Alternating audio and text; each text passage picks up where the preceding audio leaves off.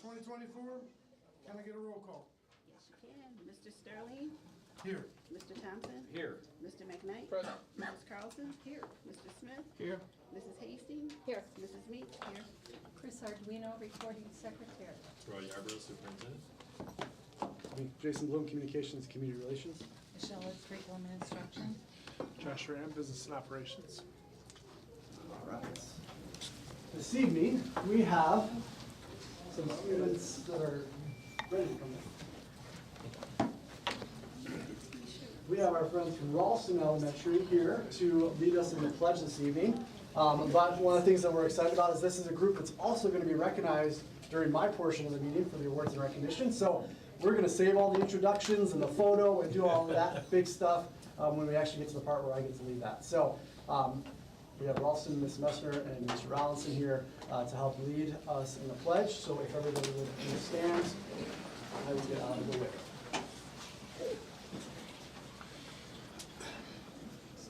I pledge allegiance to the flag of the United States of America and to the republic for which it stands, one nation, under God, indivisible, with liberty and justice for all.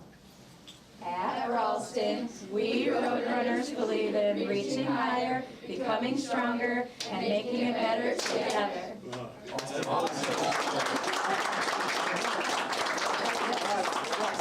I have to say, I got to be a part of the creation, I believe, of that motto that we have when I was in principal at Ralston. So I'm glad to see that you're still doing the same one. So, all right, I'm going to step back out, and then like 2 minutes, we're going to come back in.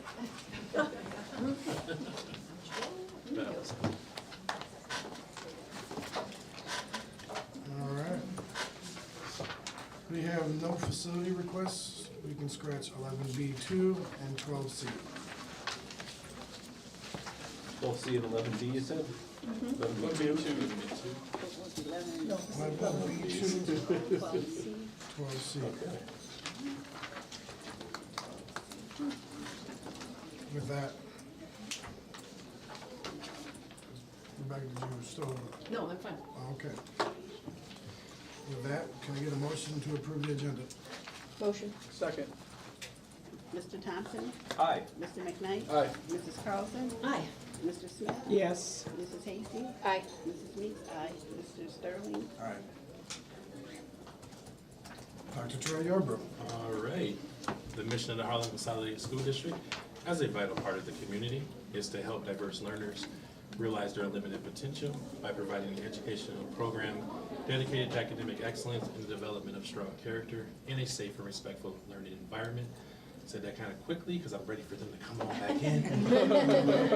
Thank you. Thank you, sir.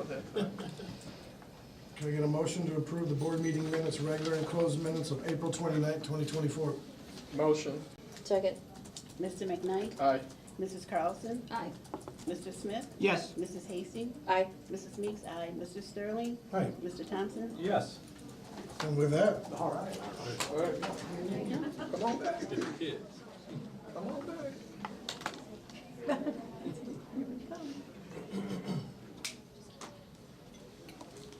Actually, it's going to right here and just face forward that way, okay? All right, so it is my pleasure this evening to introduce a group of young students here from Ralston Elementary, from our Ralston Allies Club. As you all are aware, over the last few meetings, we've talked a lot about one of our strategic plan goals being that we are really trying to find ways to get kids connected both within the school and outside of our schools. And so one of the exciting things that are happening in our buildings, especially our elementary buildings, is that we're seeing more and more clubs start to form. Typically, that's been something that we've always had at the middle school and high school level, but now we're seeing more of those clubs form at our elementaries, and this is one of those clubs that stands out for a lot of the great work that they've been doing both within Ralston and then what you'll hear tonight outside of Ralston as well. And so this group, the Ralston Alley Group, we're going to have them introduce themselves in a second. I'm also going to turn it over to Ms. Messner to talk a little bit about the club. Recently had a project, the Ralston Allies Give Back project, where they supported Miss Carly's Place. And through their efforts, they were able to collect over, I believe, 500 items. Everything from shampoo and deodorant to water bottles. What am I missing? Diapers, wipes, yep, yeah. wipes, all of them, they're all looking at me like, I don't want to talk. I was waiting, but they were all good. And so they recently, like I said, they spent some time and energy really focusing outside the walls of Ralston and supporting our community, which is an awesome thing. We love seeing our kids think outside of themselves and outside of our community. But then within their building, they do a lot of great things as well to really support and make sure that everyone in this school feels supported, cared for. And so I'm going to turn over to Ms. Mester to fill in the gaps. And then, of course, we're going to let them introduce themselves and tell you what grade they're in. Absolutely. So this is a large portion. We're missing a few students this evening, but this group first started 3 years ago when some students expressed a need to just have a place to come together and a safe space to be who they are.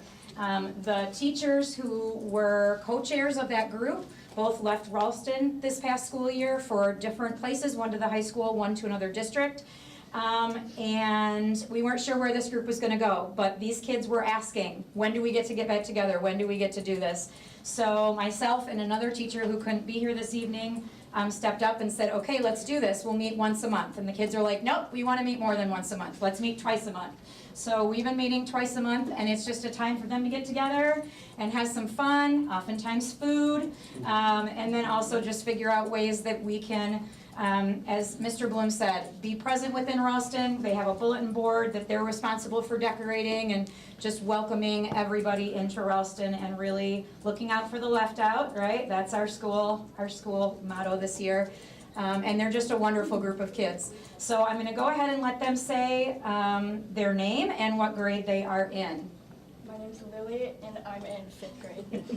My name is Leon, I'm in 6th grade. My name is Berlin, I'm in 6th grade. My name is Ruby and I'm in 3rd grade. My name is Juliet and I'm in 6th grade. My name's Eva and I'm in 6th grade. My name is Lily and I'm in 6th grade.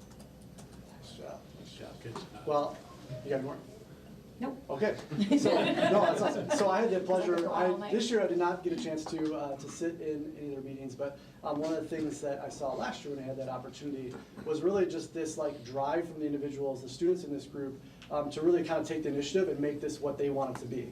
And so I have to give a big kudos to Ms. Messner and her teammate who have stepped up to supervise, because we know that at all levels, any of our clubs and organizations, it requires adults to help chaperone and supervise and be really kind of our leaders of those groups. And so kudos to them and thank you to them for taking that time, but also to you all for like taking the initiative and being leaders within your building.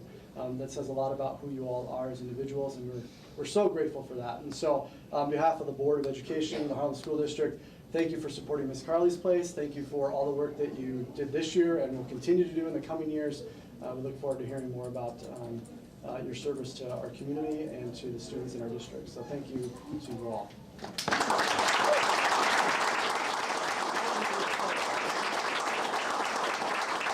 we just all turn around.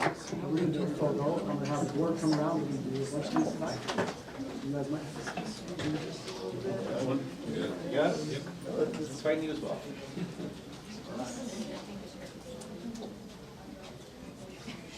So this thing probably doesn't do it any justice, but this is what my budget will allow.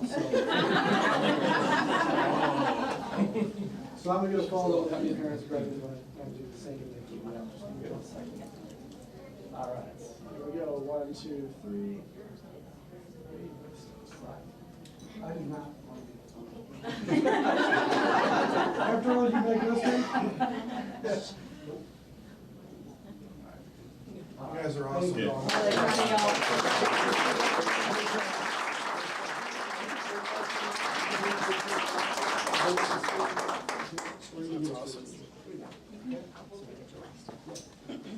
All right. Great job, Road Runners. Yeah. You're not obligated to say. Yep, this is your Quick, before I do the bills. They move quick. You don't want to Like number 9? Places goes down, right? Crickets at number 9.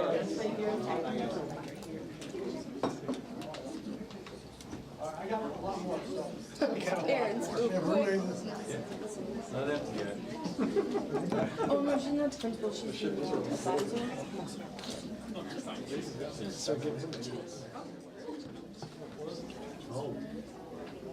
That's right, it's bowling season. Yes.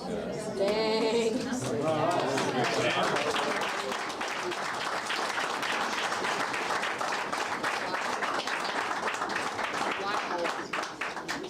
So I almost don't even want to like show them my certificate because they're really, it's kind of hardware, like, pretty serious business. So I don't even know if I need to say anything about who these people are, but this is our middle school state champion bowling team. You can see by the large plethora of awards that they're carrying here. This is a group that we get to recognize, and to be honest, we get to recognize on a consistent You can basis. come But around. that says, yeah, feel free. We'll make sure the photos can happen too. So this is a group that now, over the past few years, we've had a chance to see them come through with a lot of success. We know that our program at the high school level is one of the strongest in the country, I believe, and that starts with this group as well as they feed into that. And so it is my honor to recognize this group this evening. I'm going to turn over to Kelly. You want to start first? So we got Kelly, who unfortunately had a little bit of an accident a few weeks ago, and so we're going to try and give her some time here. I'm gonna sit down, is it okay? That's So, okay. yeah, please. All right, Yep. all right.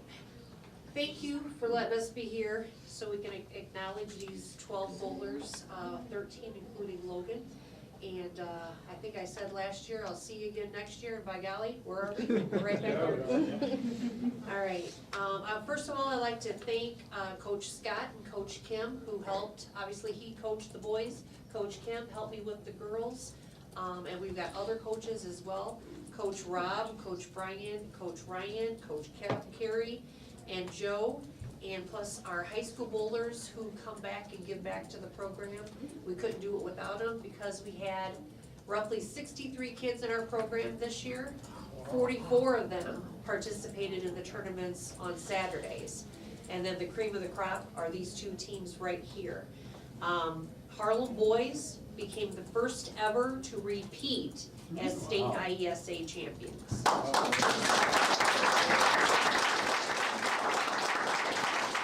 One of our bowlers, Logan Lee, isn't here, but I'd like to acknowledge that he made top 16. He fought very hard for his spot on this team, and whenever he was called upon, he did his very best, leaving it all out on the lanes. So Logan, we wish you were here, but nice job, buddy. Mason Hensley, he was on the team last year, so he is a two-time state team champion, and he also, anytime Coach Scott called upon him, he did his very, very best for the team. Jackson Rodriguez, he is our lone 7th grader. Guess what that means, Jackson? You're the leader of the team next year. That's what that means. He was top 16 and he finished top 10 in many of our weekend tournaments. Aiden Higginbotham, there he is, there's Aiden. He's a 2-time state champion, top 3 individual at sectionals, and he made top 16, and he's also one of the hardest working bowlers I've ever met. That's Aiden. Isaiah Linder, 2-time state champion. Step forward, Isaiah, look at everybody. 2-time state team champion, 2-time all-state. He was the sectional individual champion this year, and he also made top 16. He's improved his average, you may not know this, 40 pins from last year. Yeah. Ben Dolly, can you step forward? I think everybody knows who you are, Ben. If they don't, they surely will. He is a 2-time state team champion, 3-time all-state. So when he was in 6th grade, he was all-state as a 6th grader. So 3 times all-state, 2-time state individual champion. First one ever to ever be 2-time back-to-back state individual champion. He holds the record for high game of 290, high 3-game series for 731, and he has the record of a 10-game series of 2363. No other boy bowler has ever come close to the records that he has put up there, and I think they're going to stand for quite a while. I'll be honest with you. Great job, Ben.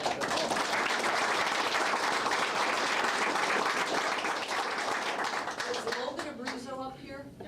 There you are, Logan. There you are. Logan is a 5th grader from Ralston. He made all-state as a 5th grader. And with him making it to state as a 5th grader. He'll be in 6th grade. He's got 3 chances to make it back to state. He could actually be probably our own ever 4-time state representative for bowling. And he could actually be all state 4 times. So that's pretty amazing. No pressure, Logan. No pressure. Just throw. Oh, golly. All righty. Okay, Harlem girls now. So, we three-peated back in 13, 14, and 15. Well, we did it again, but we did it in much higher fashion this year because we won by a 757-pin margin, which is a record. Jeez. Yeah, so, and we've also, the girls also broke the single team record of 869, shooting an 896. That's a 224 average per bowler. They narrowly missed breaking our own Harlem record, which was set back in 2022 of 76.69. They shot 76.61, so they almost broke our old Harlem record. Yeah, excellent job. Addison Rodriguez is a 7th grader. Step forward, Addison. She's worked very hard to make this championship team during the season. She finished a couple of times top 5 in a couple of our weekend tournaments, and she made top 16. Let's give her a round of applause. Jasmine Stewart, 2-time state champion, improved her average by over 30 pins from last year. She also made top 16, and she was also ready anytime she was called upon to bowl. Jaslyn, amazing, absolutely amazing. Aiden Buckman, our other 7th grader, was all sectional, all state. She finished 4th in the state this year, made top 16, and she will definitely be the leader of this team for next year. Aiden Buckman.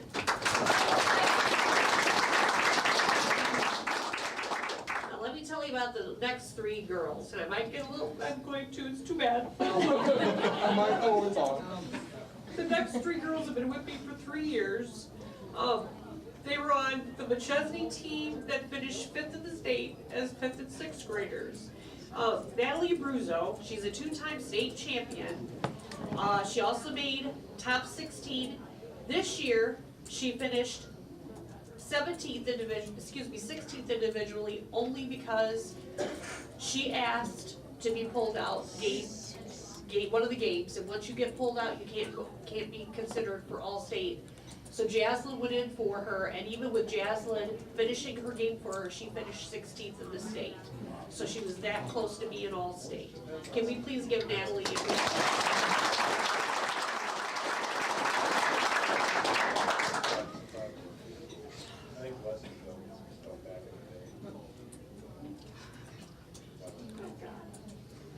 Haley Semenchuk, step forward, please. Haley's competed at state the past 3 years. She was a member of the McChesney 5th place team in 2022. She just missed all-state as a 6th grader, but individually she's been all-state for the last 2 years. This year she finished 3rd in the state, and she was the individual sectional champion, and she was top 16. She's a powerhouse bowler and has just gotten stronger and stronger every year. Haley Semenchuk.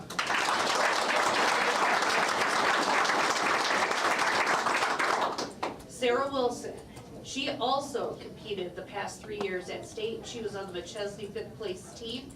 In 2022, she's a 2-time team champion, 2 times all-state.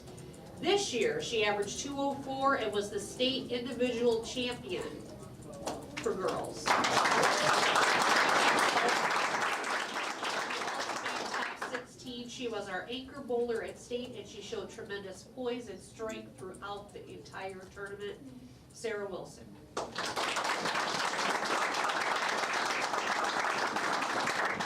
I have relished my quote-unquote job these past 12 years of just watching the talent get better and better and preparing these kids so they can move into the high school bowling program.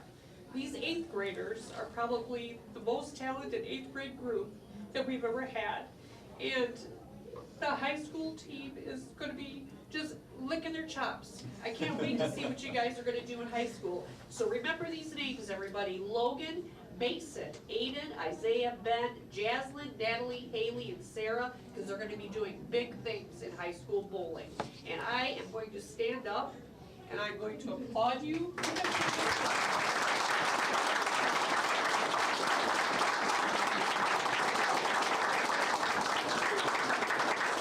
want to thank you for having us here, and we hope to see you again next year. Sounds like you do. So on behalf of the board of the Harlem community and Harlem School District, congratulations. Might as well just book it next year, next spring, you guys can come back for the next board meeting. So, why don't we're gonna do a photo, of course. I will just hide my certificate and we will turn around if you all kind of zoom a little bit. We're gonna probably have the board come in front of you, because some of you are. Do you want to do a like girls one or You might have to have fun. Jason, do you want to do the girls in one and the guys in That's one? fine, we can do it that way, yeah. So actually. Mike doesn't want to get in front. I sure don't want to get in front. I Well, I don't think the room's not deep enough for the whole team. Just because I'm short, man. I look up to you, I seriously do.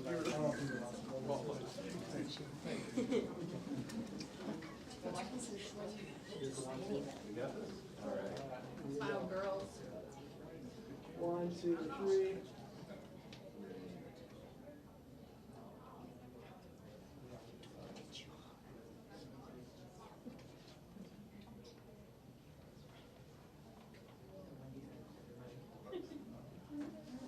Okay, awesome. Nice job, girls.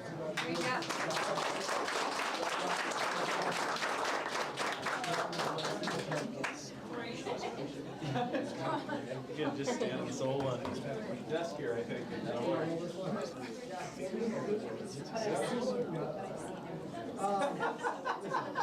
Get the board coming around the side of it, please. Very slightly. You're gonna just stay right here. Get Mike. All right. Here we go. 1, 2, 3. 1, 2, 3.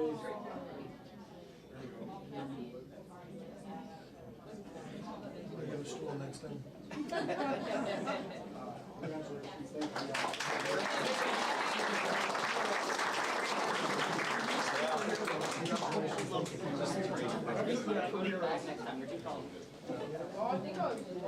I had bowling in college. I had a night handicap. That's why we want to serve.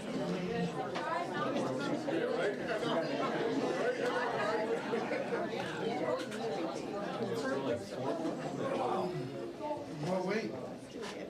I think it's the end of the year or something. I'd be lucky to bowl 300 series. If you're bowling or we bowling, that's your age. Yeah, we bowl now. I hold records. That's how you can date somebody.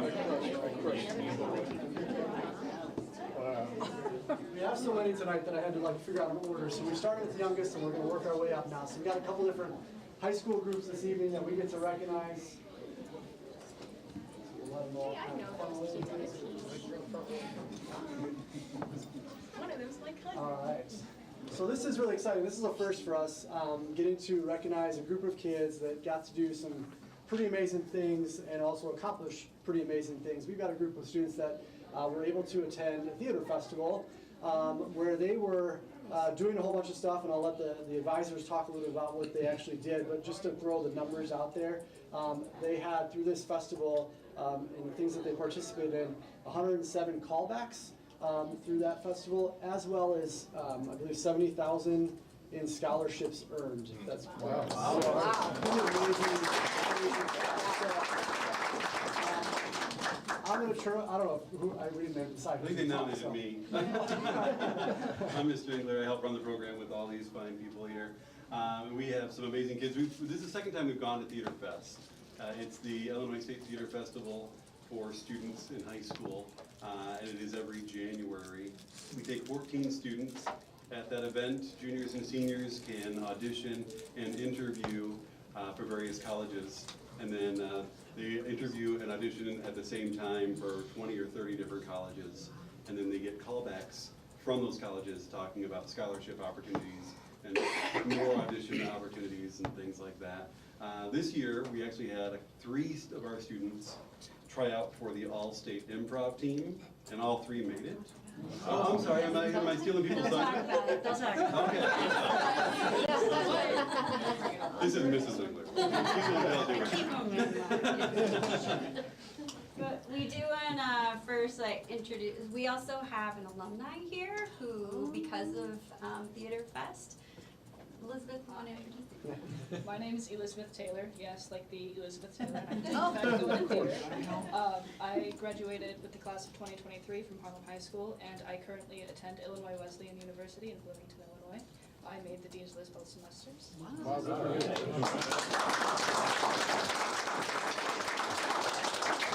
Because of Theater Fest, I was able to pursue a Bachelor of Fine Arts in Design and Technology.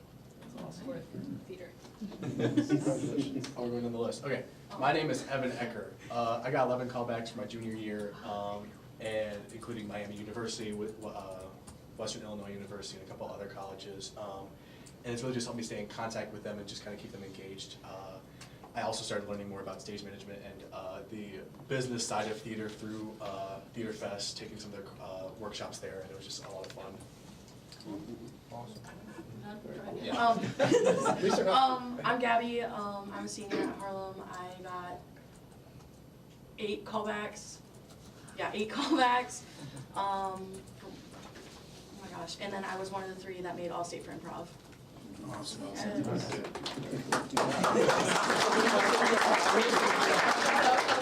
Yeah, out of 150 students from all over Illinois, all 3 of our Harlem people who tried out all made it too. So. Pretty witty group. Yes. My name is Jen Castillo. I am a senior. I got around 11 callbacks and an estimate of 3 offers, and I was one of the 3 who made the 2024 All-State Improv Show. So just a side note, so I had Jane at Ralston, so just wanted to let you know as a principal. She also recently just signed at Michigan State University. Yeah, so she's got big things ahead of her, but not because of me in any way. But I just want to associate myself with them.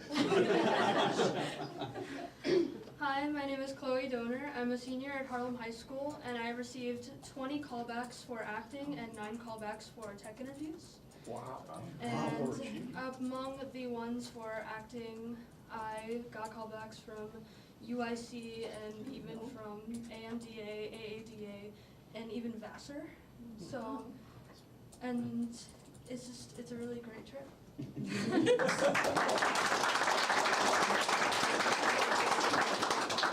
Hello, my name is Kelina Lopez. I am a senior at Harlem High School, and I have gotten over 38 callbacks from both tech and the acting side of the stage. And in total, I had over $34K in scholarships from 4 different colleges combined or so. And I will be currently attending NIU through their theater program and going to go immediately into their performing arts area because their Pops Master enjoyed my work so much instead of going through classes.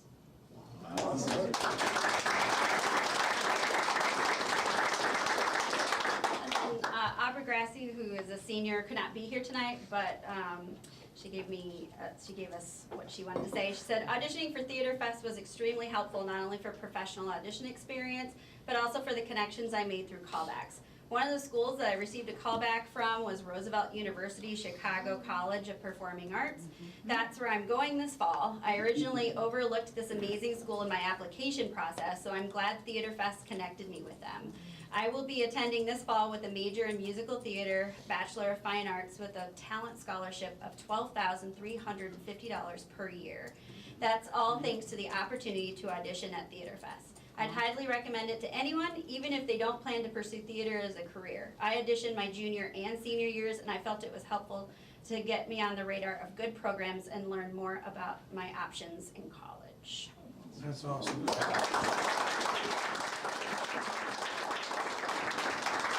So before we congratulate and give them another round of applause, I do want to say thank you to our advisors again for your commitment to these students and the time and the energy that you put in to make these things happen for them. So kudos to you.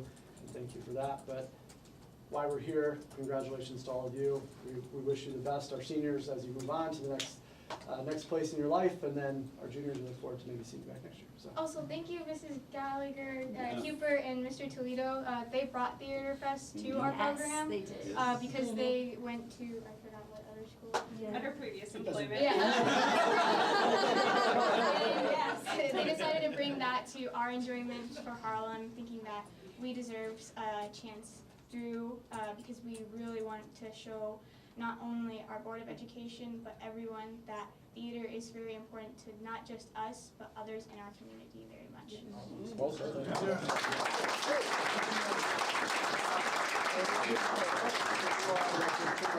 You guys come out, we'll have So can I give them a topic and the improv ones, can they act it out? No, I mean, I'm serious, I got time. I got time. Here's your scene. Yeah, absolutely. Come on. We always want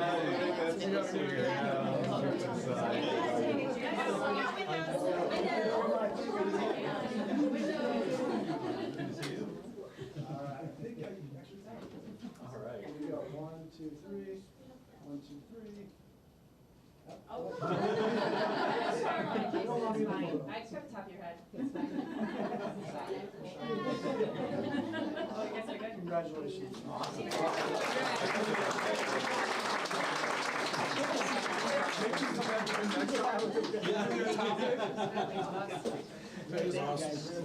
Thank you guys for coming. Thank you guys for what you do. Thank you. Thank you. Thank you. Thank you. Good to see you. Just watch the Yeah, we're not done yet. So. They were all very good public speaking. Communication skills were. All right. So I'm excited now to yet another group of students and a coach to get to recognize our Harlem swimming program and Coach Mueller. We've got a few faces that are familiar. Actually, Zoe was here last meeting, right? Yeah, last meeting we didn't line that very well. I didn't plan very well for that, so maybe come back again. But we're excited to get to recognize you. And so I'm going to turn over to Coach, let him talk a little bit about you all, and then we'll get to let these three introduce themselves. So Zoe Shields, 4-year varsity student athlete swimmer, had an amazing swimming career. I mean, I can't say enough about what she's done, how she's represented the community. We are extremely proud of the way she represented Harlem during her 4 years. She became, at state this year, the first Harlem swimmer to make it to the second day out of the entire program, boys and girls. So she's set.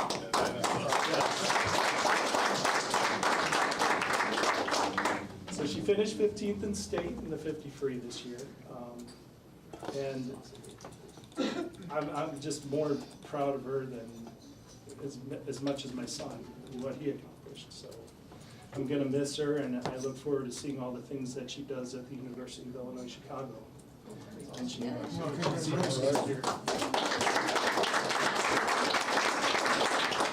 This is my assistant coach, Jake Stroop. He's moved on, but he's coaching at the Y now. Hopefully he can develop some more swimmers for our program in the future. And standing with her is Marissa Highland. She's a senior diver for us this year. So obviously, to all of you, and Zoe specifically, congratulations on another great season. We wish you the best next year. Do you know what you're studying yet? Business. Business. Good for you. Yeah.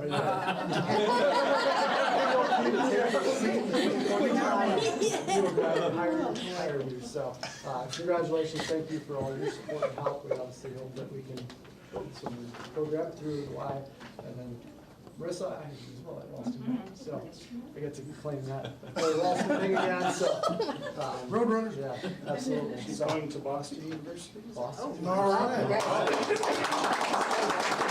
Do you know your study yet? What? Do you know your study? Biology. Well, on behalf of the board and the Harlem School District, congratulations to both of you. to coaches as well for your success. As you've seen, and we've been fortunate, and I've talked about this before, we've had coaches that have been here for a while and have invested in our program, and what you see happen is that you get to see them at these meetings on an annual basis. And so Coach Mueller is one of those that over time now we keep inviting him back every year because of the program that he's built and the work that he's doing for our program. So again, thank you to you for your commitment. We really appreciate it. So, Yeah, all right, thank you, photo sir. time. You ready? All right.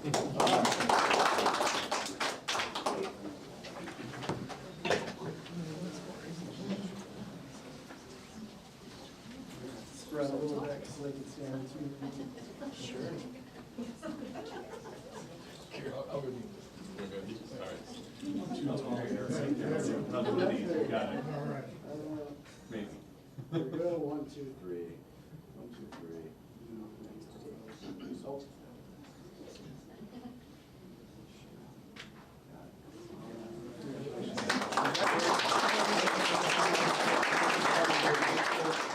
Okay, well, thank you. Well, wait. Oh, my God. Yeah. So it shows. I feel like it's an H. Thank you. All right, we have one more. Keep them coming. This is the good. Honestly, no order of celebration. Coming with the hardware. Honor some more hardware this evening. I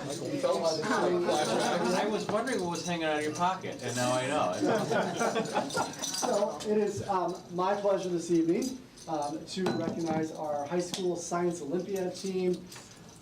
I don't even know if I need to say anything because you can tell that there's some success that's occurred because of the stuff that they're wearing around their necks right now. But we're super excited. These individuals did really well at the regional competition at RBC, right? And then, did all of you participate downstate? Almost? Yes. Yes? Yes. Yep, okay, sorry. Yep, so we got to participate. April 19th. April 20th? 20th. It was my birthday. It was. There's too many. So we're excited to recognize them and to hear a little bit about what they competed in and all the success. Again, as I just mentioned about Coach Mueller, I have Coach Bader back here who also has been with the program for quite some time and has invested a large amount of time and energy into Science Olympiad in our region, but also here for our students at Home High School. And so I'm going to turn it over to you if you want, and then you can talk a little bit about them, and then we'll get to hear from the kids. So first off, I can't take all the credit for coaching. Miss Gilligan helped me out this year too and was a lifesaver. So, but I'm gonna let the kids tell you what events they did because a lot of them have the events they do every time. But if someone called in sick, someone slept in, et cetera, they filled in for whoever wasn't there. So they could have done 7 different events at 7 different tournaments. So if you guys want to say who you are, how old are you, and what events have you done, and your favorite stuff. Okay, so, well, I'm Gabby. I'm a senior. I did ecology, experimental design, forestry, write it, do it, and Fermi questions. I actually placed in 5th in the state for forestry. My favorite event was write it, do it though. Just don't tell forestry. And I'm actually going to UW Stevens Point to continue my science career, and where I'll be majoring in natural science education, where I plan to become a high school biology and environmental science teacher. Awesome.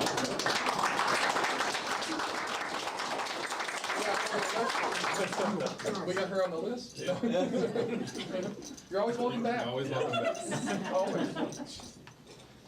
So I'm Nolan, I'm a junior. I've done Fermi, Scrambler, I think I've done ecology once, experimental design.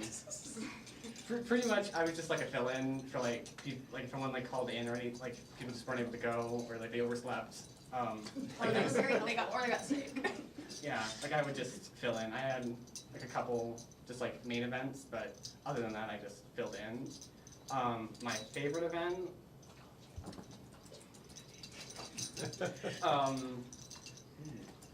probably optics. Oh. Actually, I get that. Okay. I'm Izzy. I'm a senior. I've done this since 8th grade. So yeah, My events this year have been Tower, Flight, oh god, I had some city events. I had Micro Mission. Oh god, there was another one. Oh no, I'm sorry. I don't like talking in front of people. Real. Oh, there was another one, I swear to god. We believe you. Yes. But basically, my favorite was both of my build events. I like hands-on making things. My brain just works better that way. Studying is fun because I like learning, but going into a test and just my brain doesn't work that way. Hands-on building is where it's at. So my build events for sure. That's awesome. And, yeah. I'm not going to college for science. I'm going to college for music, but I will be going to college.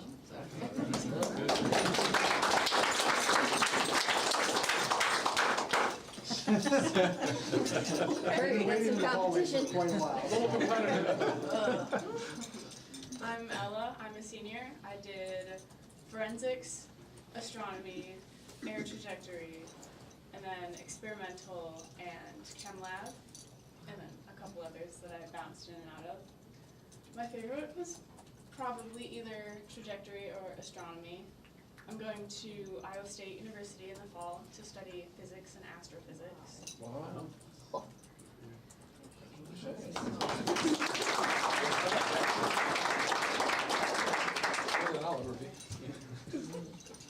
My name's Hunter. I'm a sophomore. I'm too late now. My events were, this is my first year on Science Olympiad, but my events were flight, robot tour, detector building, tower. Oh, I did do disease earlier in the year. Oh, that was the other one. I did disease detective. Got it. That might have been it. There's probably something I'm forgetting. I think that's it because I didn't really. What was your favorite? Oh, my favorite would probably have to be Tower, just because I don't know. The other ones were hybrids. Oh, Wind Tower was the other one, but the other ones were hybrids. A bunch of study events and tests. Not my thing. So yeah, and also for half of those, I did not have a partner. So. Okay, period. Yeah, that's basically it.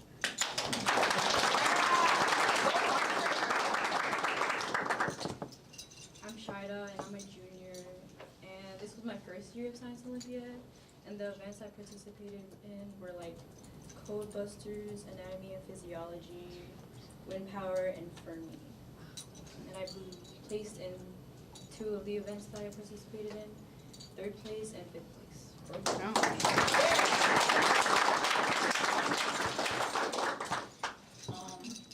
Hello, I'm Jalen. This is my 2nd year doing this.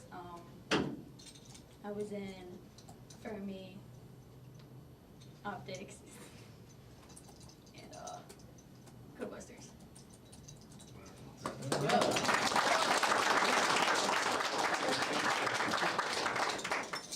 I'm Charlotte, and this is my first year doing Science Olympiad. I'm a freshman. I did Codebusters. I started off the year with Astronomy and Codebusters, but I picked up Dynamic and helped fill in with a couple other events when people couldn't. To be honest, Astronomy was my favorite when I did it, but as the year went by, I really got into like Dynamic Planet a lot, just like a lot of Earth studies and spatial studies that I really like. That's awesome.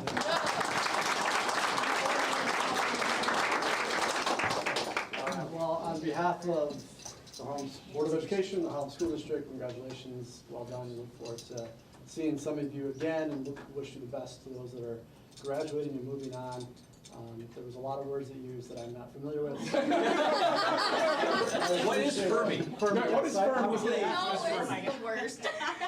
Somebody give me a quick I'll give you a simple question. How many cans of Campbell's soup would it take to reach the top of the Statue of Liberty, including the pedestal?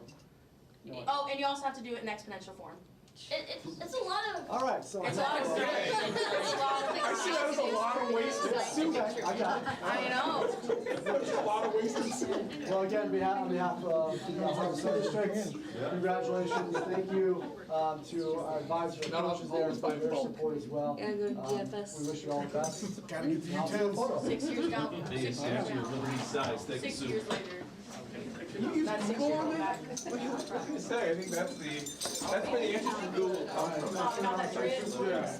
Not that grid. I'll really stand next to them. There you go. Leave it over there. I don't know. Are we too tall? I just got Guys, why I crept in. I can aim. I want all of you guys to stand like that. I think we got it. I think we got it. All right, here we go. 1, 2, 3. 1, 2, 3. I knew that Ms. Franklin would be behind me, so congratulations.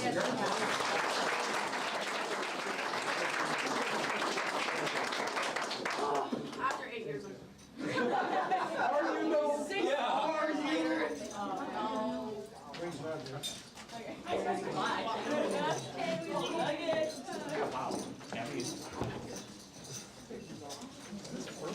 So, I'm not even gonna apologize for taking that long, it was a pretty awesome evening.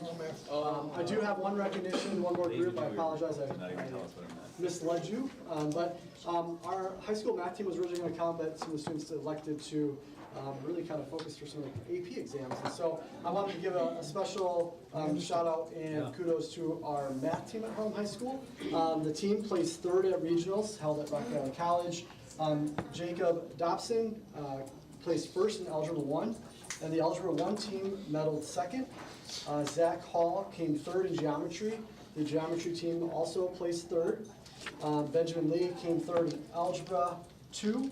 The Fresh Soft 8-person team placed 1st, and the Fresh Soft 2-person team placed 2nd. The oral competition team with seniors Margaret Sue and Alexa Marcetta medaled 2nd, and then the Fresh Soft team and above individuals participated at the state competition at ISU in Bloomington.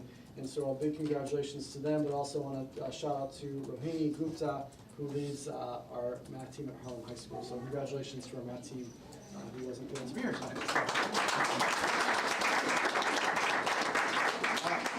Now I am done. That might be a record for me. We should have done like a fake photo to where we were like this, and then they could Photoshop them It's in. really warm right now. So. You gotta pace yourself.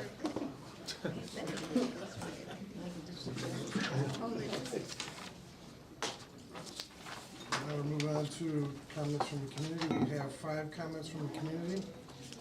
I just want to reiterate, comments should be respectful and demonstrate consideration for others.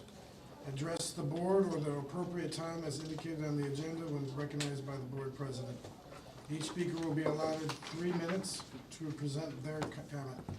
Comments concerning the same subject matter, we're not have to worry about. Please be aware the Board of Education members will not respond to your comments or questions during the meeting. If necessary, the superintendent or appropriate designee will contact you after the meeting to follow up on a concern or question you brought forward. And with that, I will turn it over to Ms. Sarah Shaw. Hello. Hi. Do I come up here? I've never. Yeah, You're good. Okay, You're good. perfect, You're cool. good. Wherever you're comfortable. Yeah. Fabulous. Well, I'd be comfortable at home, but anyway. Good evening. My name is Sarah Shaw, and I'm the current parent of a kindergartner named Lincoln. This is a picture of him. He's a bundle of energy and joy who loves Daniel Tiger, the 20th Century Fox logo, and Minecraft. He has been reading since age 2, can count to the thousands, and is currently teaching himself Russian. He is unique, wonderful, and perfect. However, as his mom, I am a little biased. He is also autistic and in the STP program at Parker. He'll be headed to Windsor next year.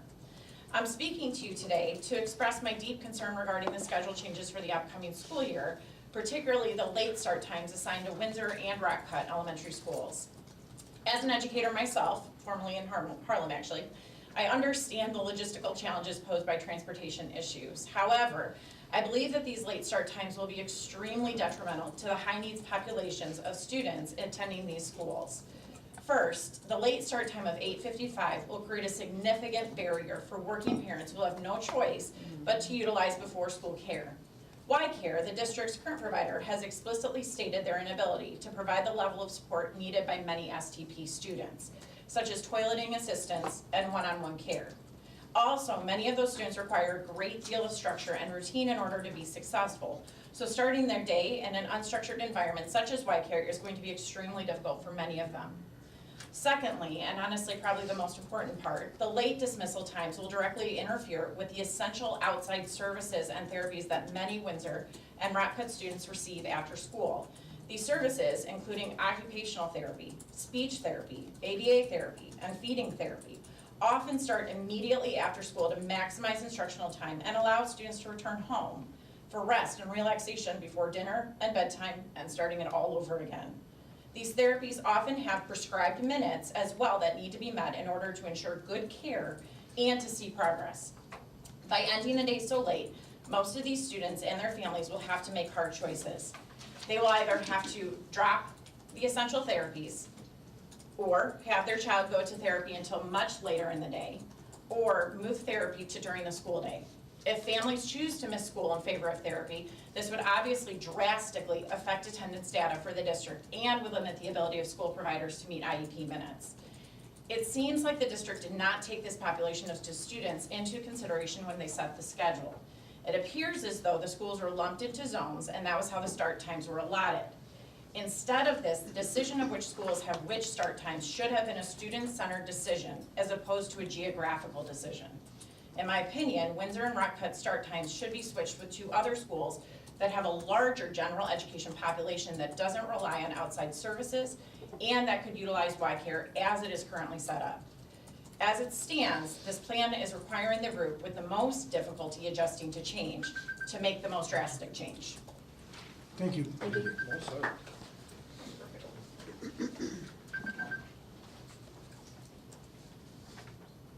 Ms. Minster. Good evening again. I wanted to take a moment after introducing you to some of our amazing Ralston students to share my perspective on the equity work we are doing in Harlem. For almost a decade now, I have been involved in the equity and social justice work Harlem has been part of. Whether it was through training with Pacific Education Group, presenting at building level SIP days, or attending building or district level equity committee meetings, this work has become an important part of who I am as an educator. We say in Harlem that we are doing the work for equity and social justice, but what does that really mean? For me, that means providing a safe space for all students to learn, no matter how they identify, no matter their background, their race, religion, gender, or sexual orientation. It is my job to make sure they feel seen and valued for who they are and are provided a safe place to learn. It means continuing my own equity journey, and a key to that is the work we do through the Equity and Social Justice Committees. The District Committee provides teachers and administrators with an opportunity to share what is happening in our buildings, to discuss challenges we may be facing, and to learn from one another ways to best support all students in Harlem. The truth is, many teachers and administrators will do this work whether there is a committee or not, because equity in education is more than a committee, and it's more than a catchphrase. It is the way in which we show up for our students on a daily basis. It is listening to what students need and responding accordingly.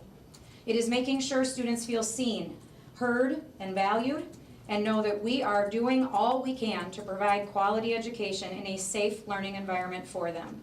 That is the mission of the Harlem School District, and equity in education should be part of the fabric of who we are as a district moving forward.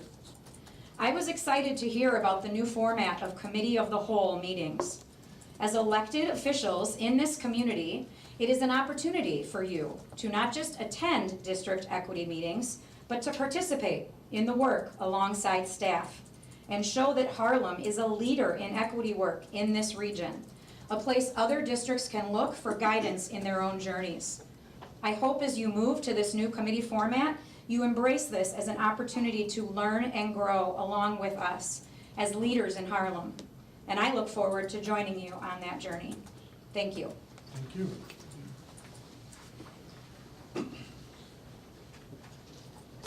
Elena Mock.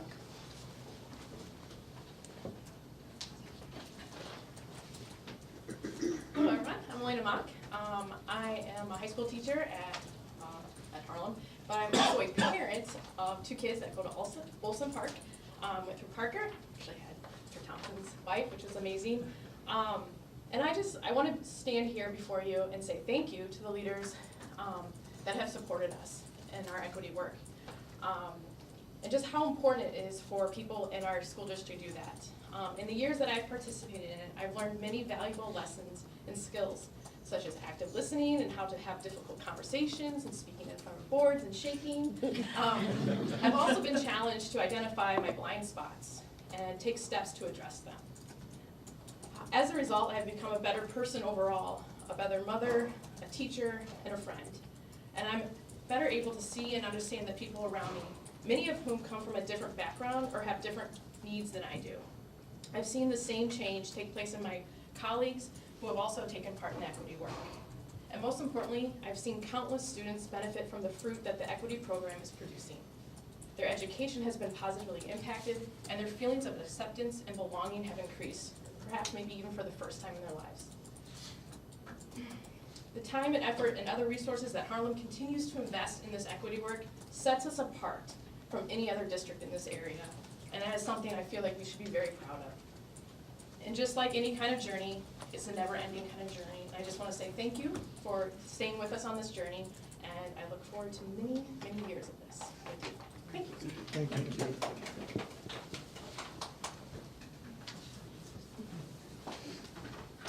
Eleni Sholotofty. Not to be confused with Elena Mom.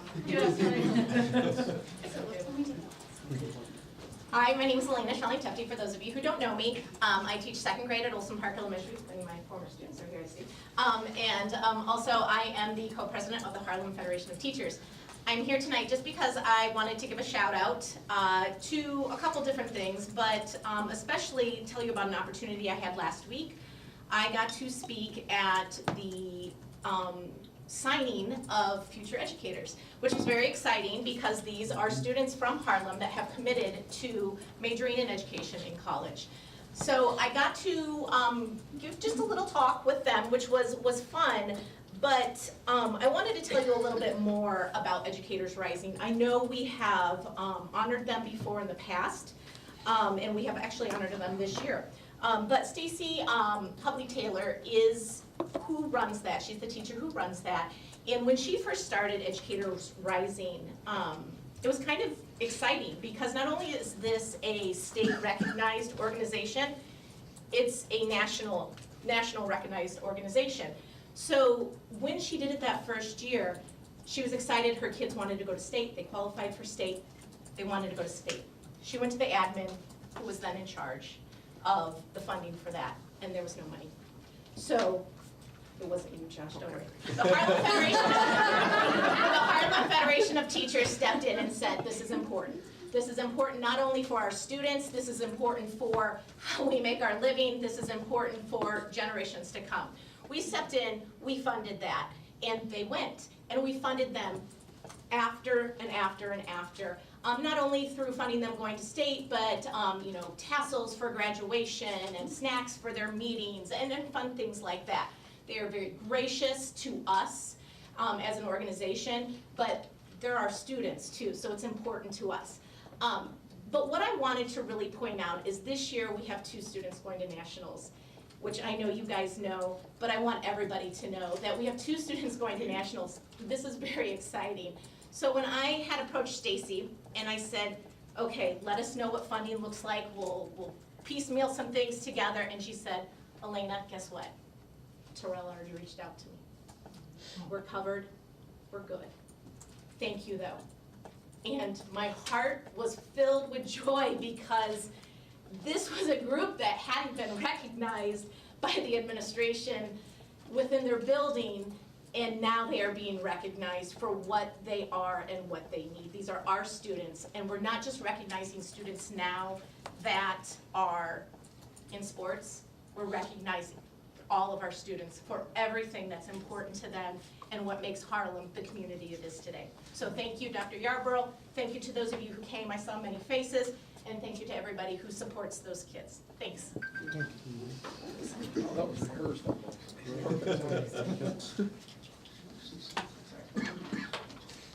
Kira.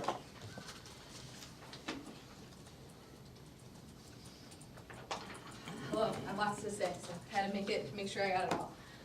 Okay, so good evening. I wanted to start by inviting you all to the student showcase of this year's Documentary and Media Studies 2 films.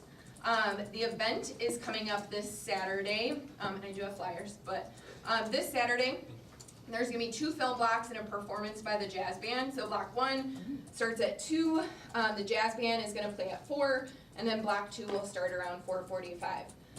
This year, in addition to student documentaries, there are a few short narrative films as well. We're so proud of the work that these students have done, their growth. They've put so much into these and are really excited to share it with the community. The program as a whole has had many successes as well. So another success that I just want to mention today is that of last year's student, Lauren Johnson. So Lauren is currently a senior, so she's going to be graduating here. But over this past weekend, Lauren's documentary, Running to Remember, won the overall pick for Best Student Documentary at Longleaf Film Festival in North Carolina, which is really, really amazing. It's a huge accomplishment for a number of reasons. So not many high schoolers can say that they have created a film of any kind, let alone be recognized in this way. On top of that, Lauren was one of only 2 female students to have submitted anything to this particular festival. The film industry historically has been dominated by men, but here at Harlem, that is not the case at all.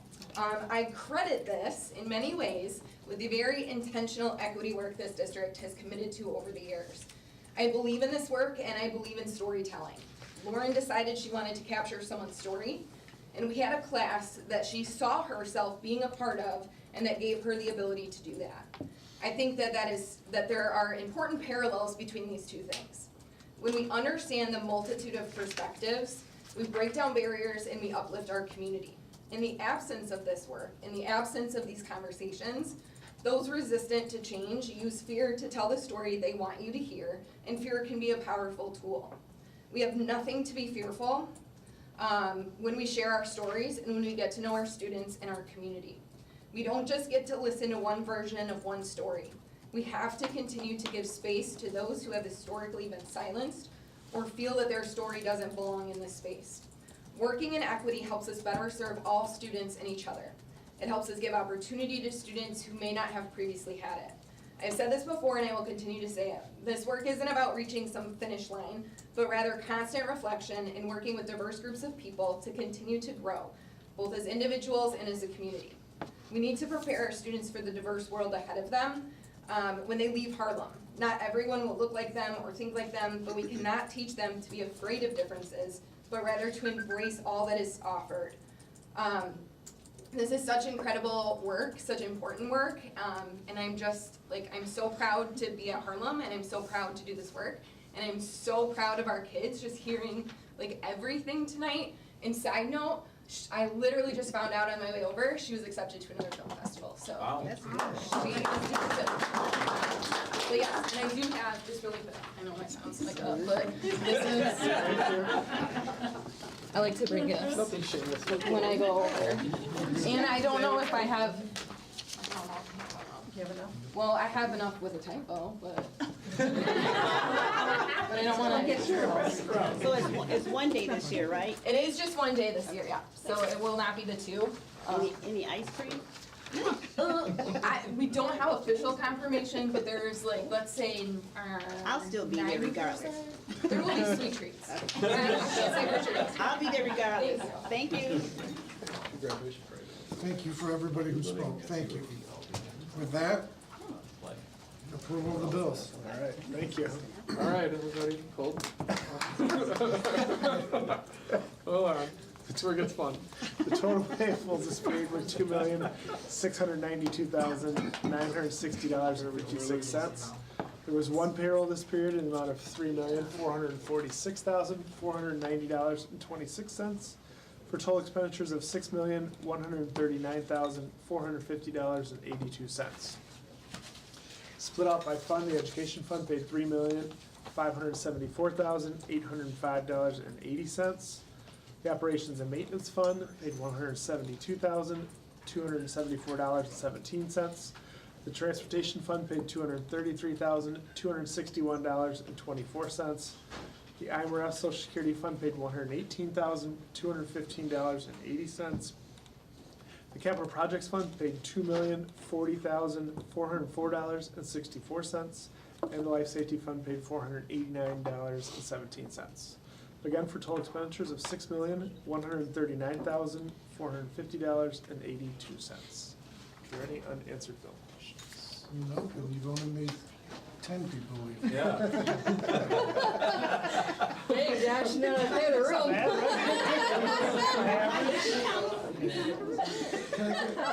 Can I get a motion to approve the bill? Motion. Second. Mrs. Carlson? Yes. Mr. Smith? Yes. Mrs. Hastings?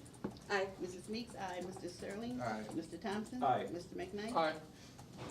And with that, we're gonna turn it over to communications and committee reports. Mr. Larry Smith. Yes, thank you very much. We have on the agenda the approval of the schedule for the upcoming school year committee meetings. Chris, could you go ahead and put the bowling team on there? Oh. Yeah. Well, Boys and girls. there are Yeah. scheduled. We'll still schedule that. Thank you to everybody that came out today. It was wonderful to hear the comments from the community. The equity work, I agree. The equity is so important, and it should be part of everything that we do here in the Harlem School District. And as part of equity, we have to always be remember and remind everybody that hurting others is not equity. Hurting others, we're never gonna be able to justify and minimize that to be helpful in any way. The next Education Committee meeting is June 13th, and it will be at 4:30 right here. Thank you. Thank you, sir. Megan Hastings. All right, so it's definitely May. Calendar's filled up quick, so I got to do a lot of fun things these last couple of days, weeks. I did get a chance to go to the Future Teacher signing.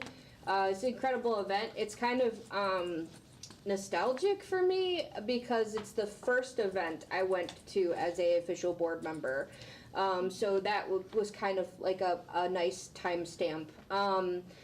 Ms. Tufte gave a speech, and I thought a very particular moment of the speech where she asked the audience to say the name of the teacher that impacted you the most. The whole room erupted in teachers' names, and then she turned it around and said, someday those will be your names coming out of kids' mouths. That was extremely powerful, and those kids are incredible. I had the chance to speak with them.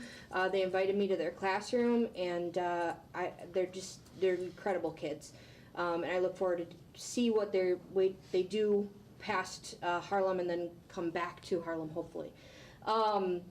Also got to check out the 6th grade band concert at McChesney. That was incredible.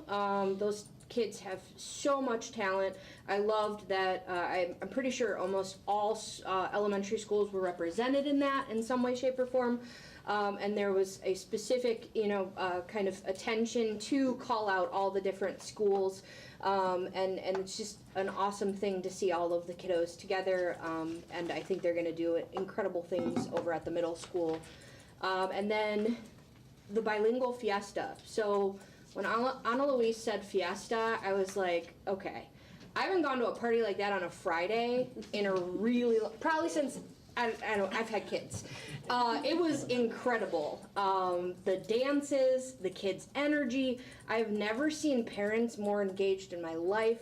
Definitely think we're gonna need a bigger room next year. Like, it was amazing. I left, like, my face hurt. It was so cool. Just incredible things happening in the district. Some of my favorite folks spoke tonight, and I absolutely 100% echo. The equity work is incredible. It's a journey. As someone in the LGBTQ community, you step up and you think you know everything, and then you realize you don't. And it's just a constant learning experience, and I have had the privilege to learn alongside with you over the last year, and I feel very honored to do that. So thank you for letting me do that, community members. That's it. Policy, June 17th, here at 4:30.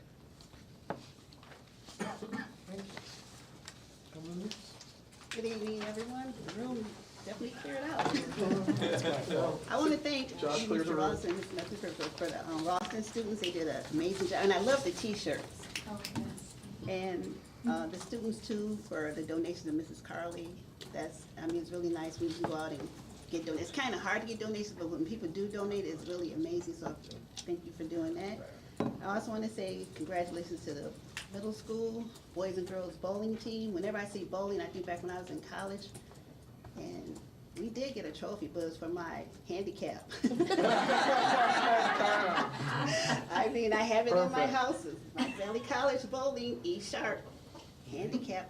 I had some good bowlers, but I was terrible. But also, I want to say congratulations to, I got so many things written down now, I can't even read it. Long list. I know it. I just want to say thank you to everybody. I don't want to leave out any names, but everybody that was here tonight for your accomplishments, and those that are going on to college, wishing them success in the future in college, and those that are returning, wishing you success too. And also, equity. I really do appreciate all of you that are involved in that, and it makes me really feel really proud to be in this district. A lot of people don't understand equity, but if they come to the meeting just to see what it really is, they'll get a better understanding about it instead of whatever misconception they do think it is, because you can always think one way and it's not the exact way until you actually go and just see it. So I really appreciate each and every one of you, because it's hard in today's society to try to get people to understand. But with your continuation of trying to improve and letting people see what we're doing in this district, I really want to thank you guys for it. I also attended the Fiesta, and those students I've never seen students so happy, the applause and the dancing, the speeches, and even the little booths they had afterwards that you go to, the food and everything. And I also want to say congratulations to the 5 students that got the Illinois State Seal of Biliteracy. If you get a chance to go next year, you really need to go. I mean, like Megan says, they're gonna need a bigger place. Everybody was just involved, and I haven't been to a place in a while to see people just happy to be somewhere, especially with the different languages and everything like that. If you're happy and you know it. Oh, yeah. But it was really good, so if you get a chance to go next year, go. I know I'm leaving off some stuff, but it's just too much to read, but so much happened tonight. I'm just so happy with everything that's going on in this district, and I just want to say thank you to everybody. Oh, yes, the appreciation. The retirees that are leaving, I'm wishing them success in their new journey, and then the ones that all the years of service that they have accomplished. That's awesome, and thank you for continuing to stay in this district, and those of you that are getting your, what do you go, like 5 years, 5, 10, or how do you do that? 5, 10, 15, 20? 25, 25 I years. think it started at 10. Sometimes 40. Yeah. I think it started at 10. We had a 40. Yeah, we had a 40, and that's amazing. When you see somebody that worked somewhere for 40 years, wow. So it says a lot about the district. It's hard work, but you just gotta keep pushing and staying here and try to, only way you can make something better is to continue doing it. So I admire anybody that, regardless of times you wanna give up, but you can keep right on pushing. Without you, we would never succeed. So thank you for your continuation of trying to make this a little district. I'm getting ready to stop now, but there's a lot you can see. But our next Equity and Social Justice meeting will be July 10th at 4:30 here at the Admiral Building. But thank you to everybody, and wishing everybody a safe summer, and looking forward to graduation. So thank you again to everybody, and the teachers that are returning. Thank you all, and staff, and administrators, just thank you guys, and parents. So I think that's it. I'll let somebody else talk. Oh, the artwork. Always the artwork. It is, look at it, they got a cow right there, here, cow Those there, look cow like everywhere, cow. So, that's nice. Thank you, guys. Thank you so much. All right, where to start? First, I want to thank the community for coming out and making comments. Without all of them and hearing different versions of things, you can't think of everything. So Yeah. gotta hear comments more. It takes a village. So I do appreciate that. Secondly, I have to give it up. Jason, thank you for lining it up tonight to have all these great things that we're doing. Theater Fest, that needs to be pushed out. Give the information to all the other kids to let them know what's going on, the opportunities, just to be, even to have the interaction with colleges to just work that. So, I mean, as a junior, you're already going into your senior year, so that is awesome. Thank you. Going into, just even learning the different job opportunities that they can do in theater, like the stage and director and the different technological side that has nothing to do with just the acting side, so that was awesome. Going into having the math team, Science Olympiad, Educators Rising, one of your students, Kira Lauren, these are all things that are awesome and should be yelled from the highest mountain, just because, one, too often than not, like, sports gets the light, and it's awesome. Our bowling team, hell yeah, thank you. That's awesome. That they are 3 years running of being state champions. Let's congratulate that. But $70,000 in funding for students' education that they did themselves. Let's yell that too. There's so many good things happening that we need to shine a light on, and not always has to revolve around sports. So I do appreciate that we're getting those lights out. So thank you, thank you, thank you. I know, there's too many to just say everything. So thank you for everyone. Our next regular board meeting, June 10th, 2024 at 6 p.m. Oh, we don't have another board. I have a recommendation to approve the revised committee of the whole meeting schedule beginning at 4:30. Harlem, at this room, at the Hack Boardroom. Noted that the board governance application should be submitted by July 1st, 2024. I'm going to ask for consensus to submit this application. Okay. This is, does anybody have questions on what that is? This is just basically the board work that we do, all the work that Chris over here does. So just to give her a recognition and just recognize all the stuff that you guys do on a daily basis. All right, let's keep moving that on. Oh, we're gonna do the consensus right now? See, this is where she keeps me in line. Yeah. Can I get a consensus to submit that application? Are we doing consensus for 10D1 through D5 or just for something specific? To 10D, we're gonna have to take 10D3. 10D3. No, 10D2. No, 10D3, I was right the You're first just time. reaching a consensus for us to work on Gotcha. and submit the application. Correct. We just I know sometimes we bulk them together. Nope, if it's gonna be like that, it's gonna be just that one. Okay. Rebecca? Yes. Yes. Yes? Yes. Yes. All right, we Thank you. will put the work together because it's gonna take some time to submit that application, so that's where that goes. All right. What's that? Jason also helps. Well, I know you don't. Just want to give credit where credit. Jason also helps too. We make sure we got it on record. Yeah. So just a fun moment to say Jason helps. It's a group effort. All right. Can we, now, a recommendation, I'm gonna have a recommendation to approve the amendment to superintendent's employment agreement as discussed in closed session, April 29th, 2024. And then there'll also be a recommendation to approve final 2024-2025 superintendent goals as discussed in closed session on April 29th, 2024. And with that, I turn it over to Kurt Thompson. Sure.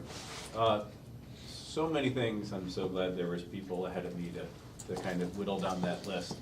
It's great of all the accomplishments of our community, from all the things our amazing students are able to do, all of our teachers that are able to support them outside of work, right? Like all the hours that go in to making sure our students have these opportunities. And thankfully to us being able to have opportunities to get the funds to support those as well, and all those accolades. I'm trying to think of anything that you guys did not hit through this list as we go down lower. I unfortunately did not go to see the Future Teachers Award. I did, however, at that time go to McChesney to see their fine arts talent show, and wow, I think a lot of those students are going to be going to some of our fantastic theater programs. It was quite amazing to see the skills from gymnastics to drumming to synchronized swimming, and if you could have seen that, it was quite amazing. And then to see all the artwork that was directly there, all the members that put through that program are, it's quite amazing really to see. And then yeah, the giving the awards and accolades for our teachers that have been around for so very long, and all the hours that have put into that as well. And one that didn't, Mrs. Sterling did their actual plant sale. I'm not sure anyone knew about that. Hopefully they advertise that more I'm gonna get next yelled year. at now. Yeah, I'm sorry. See, I'll give you I that didn't get a there. text message. The fact that one of all the work that goes into that, raising funds to do that again next year, and then having the students help with that sale and all the work that does that, and seeing, you know, the busy and slow times and the ebbs and flow with that, I think it's a great program, and I hope they continue to do that as well. So some kudos there. And then to everyone that gives the public comments, and specifically here or elsewhere, right? I love hearing not just some of the negative stuff that flows around, but hearing the constructive criticism, right? Like making the big change to our tiered busing systems that are out there and allowing us to adjust, right? Everything looks one way on paper, and you think you have some of the ideas laid out, and you put it out there and you let the community see it, and there are just, Terrell knows, there's no way you can catch all those things. I'm glad we're doing this early, and glad we're getting this feedback and the specifics of just things that we can now tackle and address to make sure that there's still going to be chaos and mixtures when you're going to a new system, but being able to adjust for those going forward, coming into that new year. So yeah, more feedback, I love it. And anything we can do to kind of help to make sure it's as less bumpy as possible will be great. And yeah, it's going to be, the next time after this will be after this year. So looking forward to participate in the upcoming graduation ceremonies as we always do, and celebrate our students again. Outside of that, we do have our next Business Services Committee meeting. That will be June 5th, right back here at 5:30.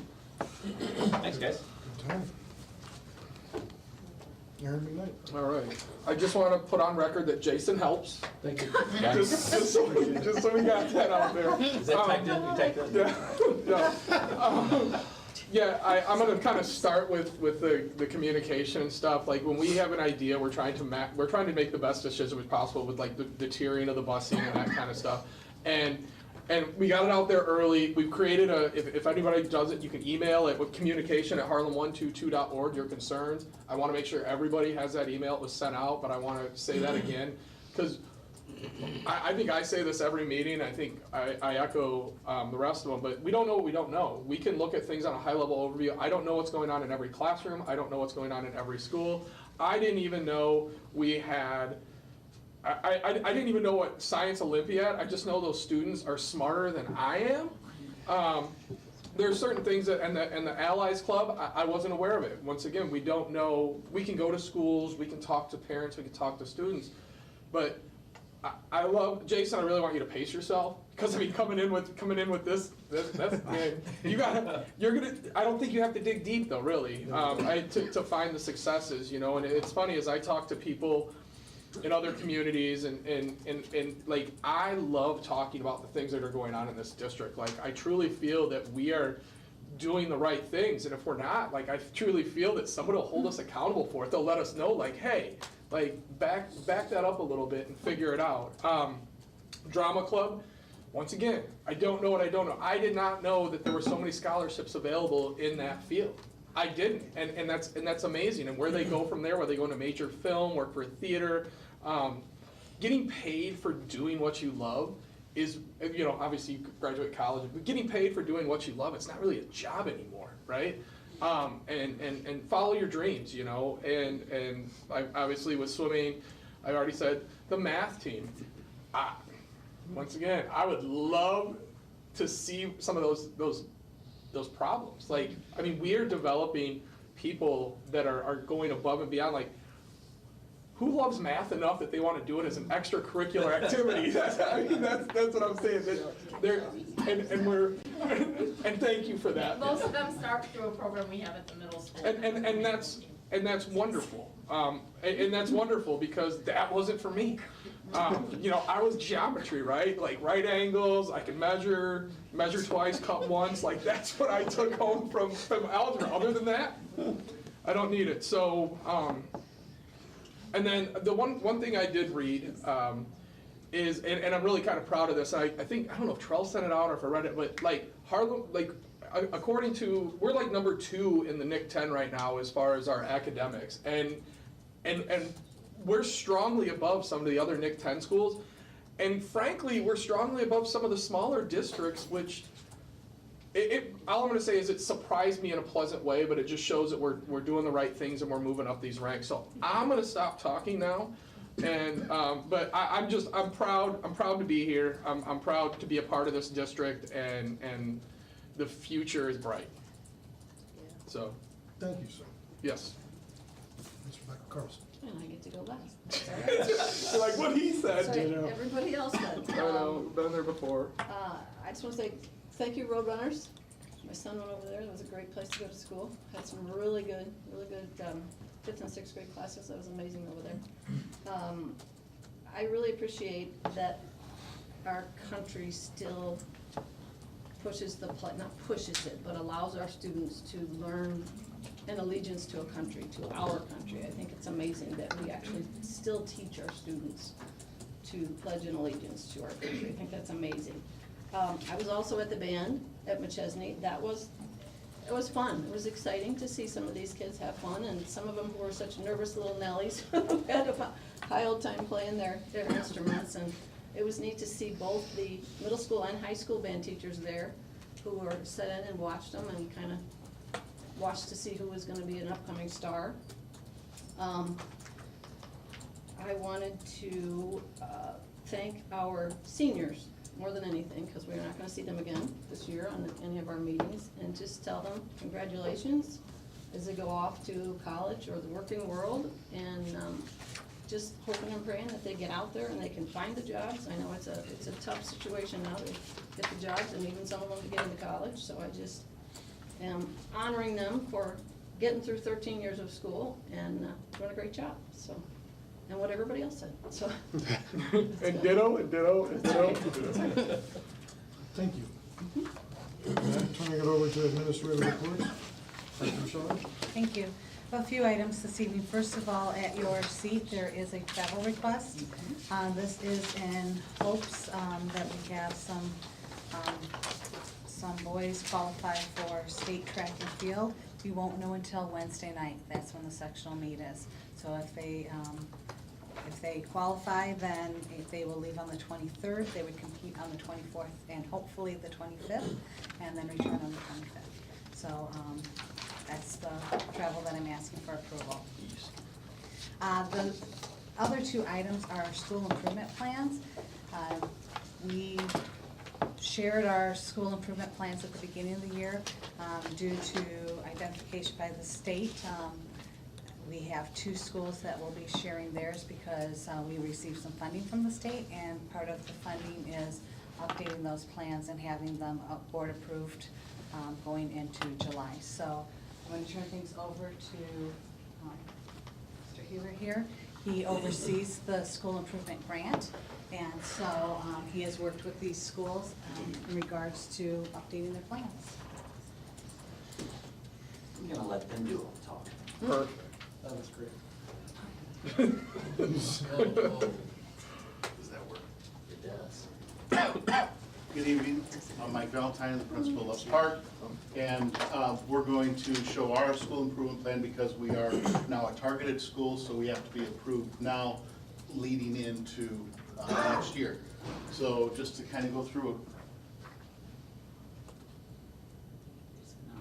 it. It worked. It worked, right? Yeah. There it is. Okay. All right, well. This is our designation. We are a targeted school.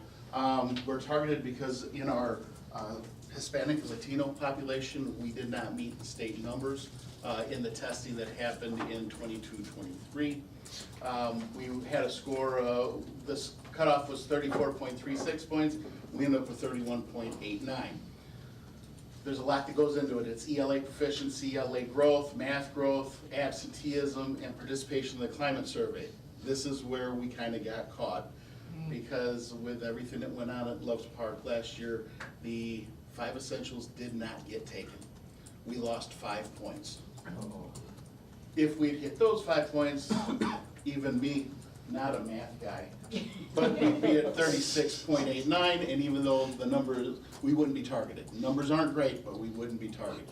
So I am happy to report that we had 100% participation in the 5 essentials this year. So we will continue to move on, and hopefully we'll be seeing those scores go up overall because of the work that the teachers are putting in as we work on interventions to improve our math and reading scores. So this is our school improvement leadership team. Every teacher up there and PD specialist, math interventionist, and MTSS have been at multiple meetings, but everybody on that group, we did the, I'll talk about the IQFSR, which I learned all these new things when we were going through them. But they all took part in that, and we've had 9 meetings this year. Everybody up there has been to at least 2. We struggle with a couple because Sally and Dana and Meg are the PDs and the MTSS, and we split with McChesney, and God bless them, they're on both SIP teams. So they do double duty, so they work hard. And I'm glad they're on there because they help me make sure that I'm doing the right stuff, so. The process to develop the improvement plan, we had our SIP team meetings, the IQFSR. What's that stand for? Illinois Quality School Framework. Rubric, that's right.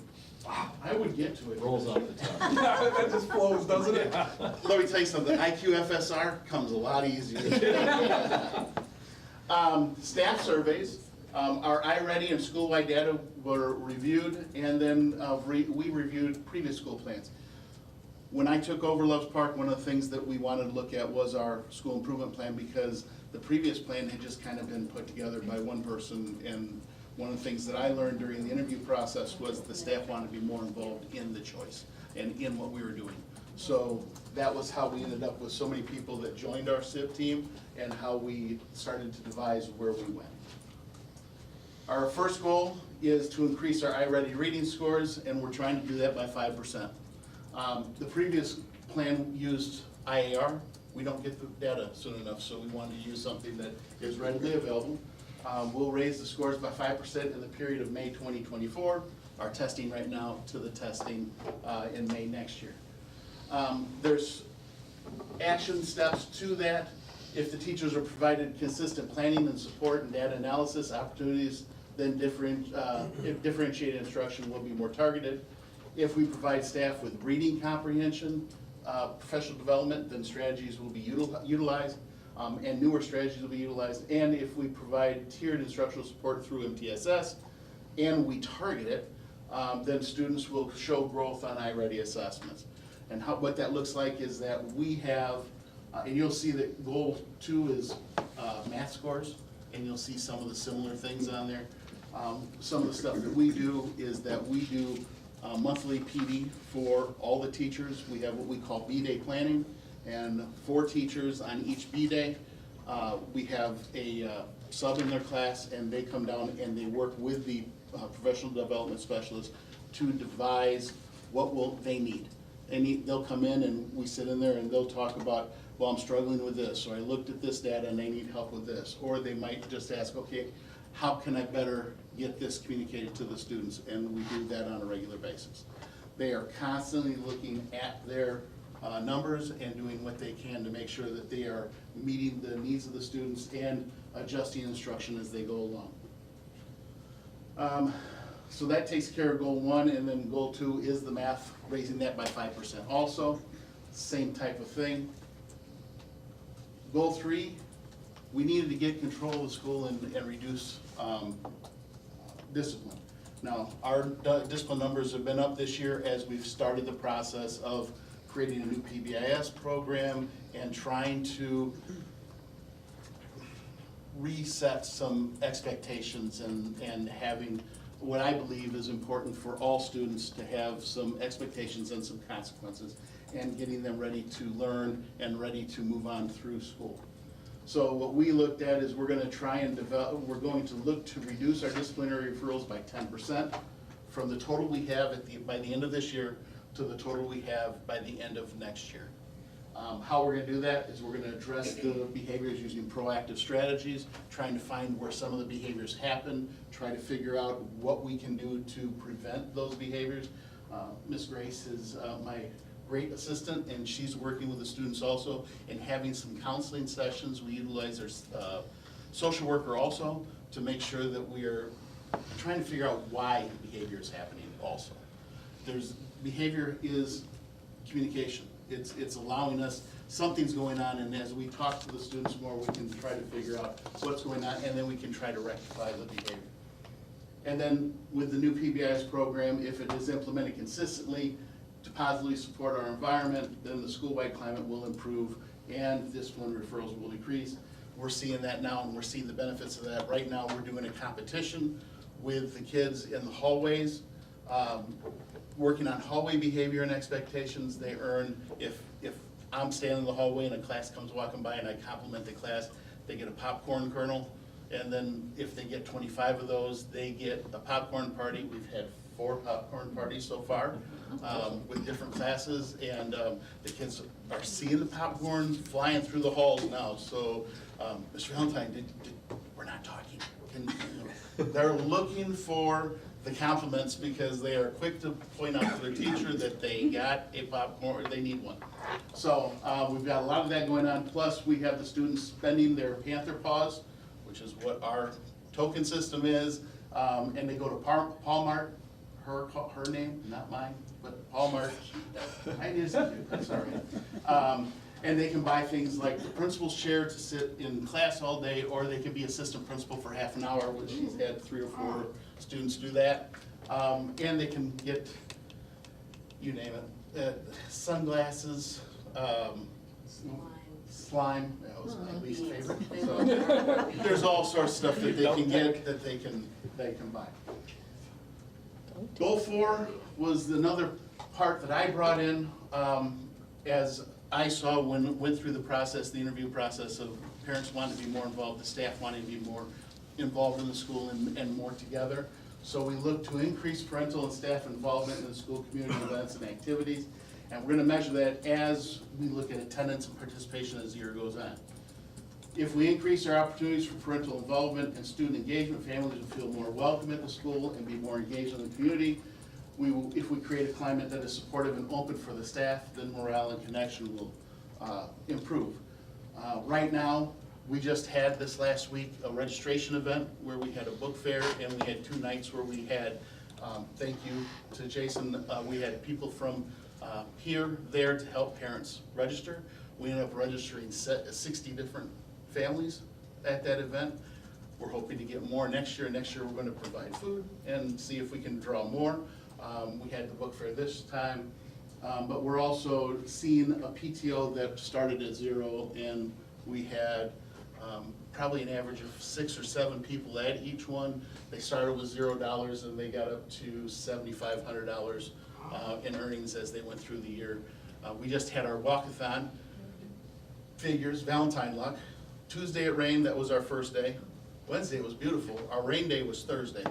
Then it rained again. So we didn't do it, so we ended up doing the walkathon in the gym. Each class, or each grade level came down for half an hour, they walked around the gym, they got water and they got different things to get them involved, and every student that participated got a walkathon t-shirt. So the PTO's been doing a wonderful job, and they've set it up for next year. So that's, we're seeing both for, and we're gonna measure that through different participation at each event each month next year. I talked a lot. Questions? So, goal 1, goal 2, things that you learned from it? So far, this year? No. No. Just doing the overall things. So things that are you gonna be able to replicate after, because we're hoping you're gonna get out of targeting and then. Correct. And then after that, be able to utilize some of the same stuff. Correct, and we're gonna see it because our interventions this year what we did was we had a set intervention time for each grade, where it was kind of haphazard. So from 9 to 9:30, third grade has intervention. So we were able to do more targeted groups. So each of the third grade teachers had a group, intervention specialist had a group. So we were able to, instead of saying, well, you're in our low 5%, so you're gonna get more help. It wasn't really targeted. So what we did this time is we're looking at where their needs are and then put them in groups based on what they needed help in, whether it was specifically phonics or specifically something in math. With the MTSS positions that we have coming in next year, we're gonna be able to do more with math because we're splitting a math person, so we'd only have them in the morning. So afternoon intervention groups didn't have the benefit of that. Now we'll have an MTSS person full day, and they will be doing intervention groups. Awesome. Thank you. Just on a side note, now that they're identified as target, is it 3 years of funding? 3, yeah. Because this first year was a planning year, because they know it can't just change overnight, and that you need some time. So I just wanted it to be known that they'll be working on it, and they may not necessarily be identified with upcoming years. However, they'll get the funding for those 3 years. Correct. It's a gift that, I mean, they wouldn't have, if you would have gotten it, but 36. Correct. Whatever. So, I mean, there's some extra stuff there, but we're gonna put the money that we're getting grant-wise to use.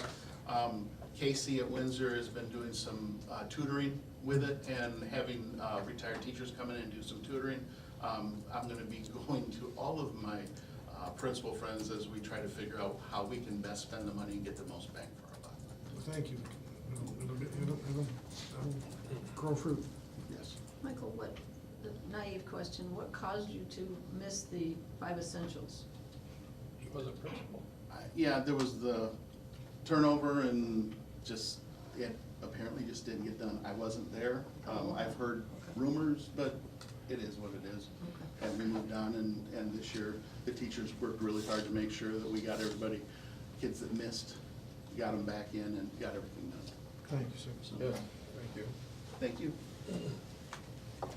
So while I'm transitioning to the middle school, I'll go ahead and give a little bit more kind of detail as far as the school improvement plan process goes. The 3-year cycle usually, so they have this 1-year planning, then they transition to 3-year cycle. They typically front load more so you can, if you had to buy a program and do professional development along with that, it gives you an opportunity to spend more funds. So you guys are here in you guys are having the first hearing of the school improvement plans for these 2 schools, and then you guys will have an opportunity to vote on it actually at the next board meeting. The idea is to have it approved in June, so in July when those funds become available, they can start using those funds. They still have the opportunity to meet through the summertime and discuss, once the plans are approved, discuss further details. These are living and breathing documents. Even like our consultant from the state has mentioned, we ought to be updating these on a regular basis, communicating that update to our board, to our community, to our staff, and going from there. All right. And up next we have the middle school. Good evening. Good evening. I'm Jerry Harris, principal at the middle school. Very similar to Loves Park. There are a lot of similarities and a lot of things that you're gonna hear that Mr. Valentine said. That same thing applies to us at the middle school, except we missed it by 1.66. But our designation is comprehensive. So back in 2017, on the report card, we didn't make it because of students with IEPs as well as attendance. That's why we missed it in 17. Throughout the planning year, which was 3 years, we did move from targeted to proficient. So we did move it up. But in the years of 3 years excluding COVID, on the 2023, we were identified because of students with disabilities and attendance again. So the state was 34.36, we had 32.70, so we missed it by 1.66. So the specific opportunities of focus that we're focusing on is our students with IEPs, our students with disabilities, including math, ELA, math growth, but we also specifically are targeting absenteeism, so our chronic absence.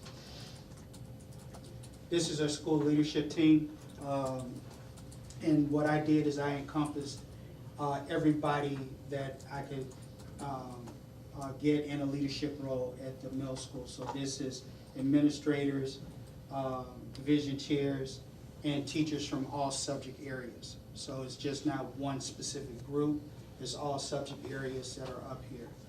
Math, English, social studies, science, as well as our electives. How we developed the process, very similar to what Loves Park did.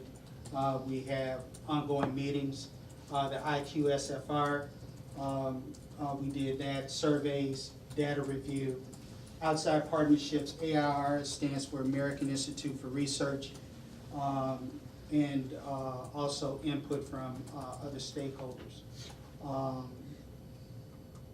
And now we're going to get into the plan. So our first goal is absenteeism. I did bring some teachers with me tonight, so we're going to present as a group. So you'll hear from Mrs. Tanaski.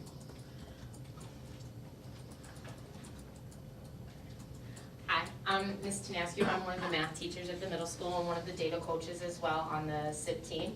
And our first target is absenteeism, because as Mr. Harris mentioned, that was what cost us the 1.66. So we're looking at getting our chronic absenteeism rate down by 5% for next school year. And some of our strategies is immediately when a student hits that 5% number of instructional days missed, to have our counselors reach out to the student and the family to have a discussion about what's going on and why they're missing, and come up with a personalized plan for that particular student. Should they meet the 10% instructional days missed, which makes them chronically absent for the state of Illinois, then we're gonna instigate weekly conversations with those families, still trying to get them there. So even though they're chronically absent as far as the state is concerned, we still need them there for their education and moving up in the other areas with math and ELA growth. Parents will be given at various things, especially our back to school night, different strategies to help students with attendance and wanting to come to school. As we've noticed in the middle school, that's where they start to get demotivated to show up and be there on a daily basis. So helping our parents with strategies that can help get them out that door in the morning and on the bus to us will help out, and increasing our opportunities for them to participate not just in sports, but in our other clubs. One of the big clubs that I know our students said they were interested in when our counselors visited the elementaries was our Dungeons and Dragons club. So that's definitely not one you tend to hear at the board meeting, but that's something our kids love. We also have a very active gaming club for them that they were interested in, so we want to make sure they're aware of all those different opportunities, and it doesn't just have to be sports for them. Goal number 2, this is where we're gonna very much match the other schools. We wanna increase our reading scores by 5%, not just in iReady though, we are still looking at the IAR. The scores do come out a little late, but because I worked summer school, I'm already plugging those numbers the minute the preliminary ones come up to let Mr. Harris know about estimating where we're gonna be at. So we're gonna work on our professional development strategies through across the curriculum, because we are getting a PDS specialist specifically for English and social studies teachers next year to help with the reading across the curriculum. For those of you familiar with the math curriculum, it's very heavy reading. So that will help us as math teachers getting some of those ELA strategies incorporated into our curriculum. And engage our students in data conferences. That means where do they see their strengths, their weaknesses, and what's their plan to help themselves grow, rather than this is the teacher telling you, this is what you're gonna do. Involve them in that process. Similarly, that's what's gonna happen with math, but we're also gonna take our PDS specialist that we have for math and science and have her work with the various curriculums about how math naturally fits and keep vocabulary and strategies consistent. So the science teacher who's teaching about forces and equation solving there is doing it similarly to the math teacher and using the same vocab. So our students are seeing the connections and being less confused between different strategies in the classrooms. We're also gonna reach out to our parents to help them with what can they be doing home at math. We often get that question because parents don't know how they can help their students at home in math. So we're gonna be sending out information. We have a monthly newsletter that our administration sends out, and our teachers have things through our iReady curriculum that we can utilize to help parents. What can they do to help their students at home? And our fourth goal is gonna be inviting our families to actively participate even more than they already do in the middle school. So we're increasing those activities, such as our back to school night that we started changing up this year, and it worked out much better for our families. We're looking at bringing back some family game nights and things that Ms. Securi was looking into for us, as well as other opportunities to make it more family oriented rather than just middle schoolers in attendance for things, and streamlining our communication, because at the middle school, that's when our students end up with 6 to 7 teachers a day. And as a parent, getting emails from 6 to 7 different teachers about all these different things can be highly overwhelming. So the more that we can streamline those communications for our parents, will make them more accessible and easier for them to actually participate with us at the building. So, any questions?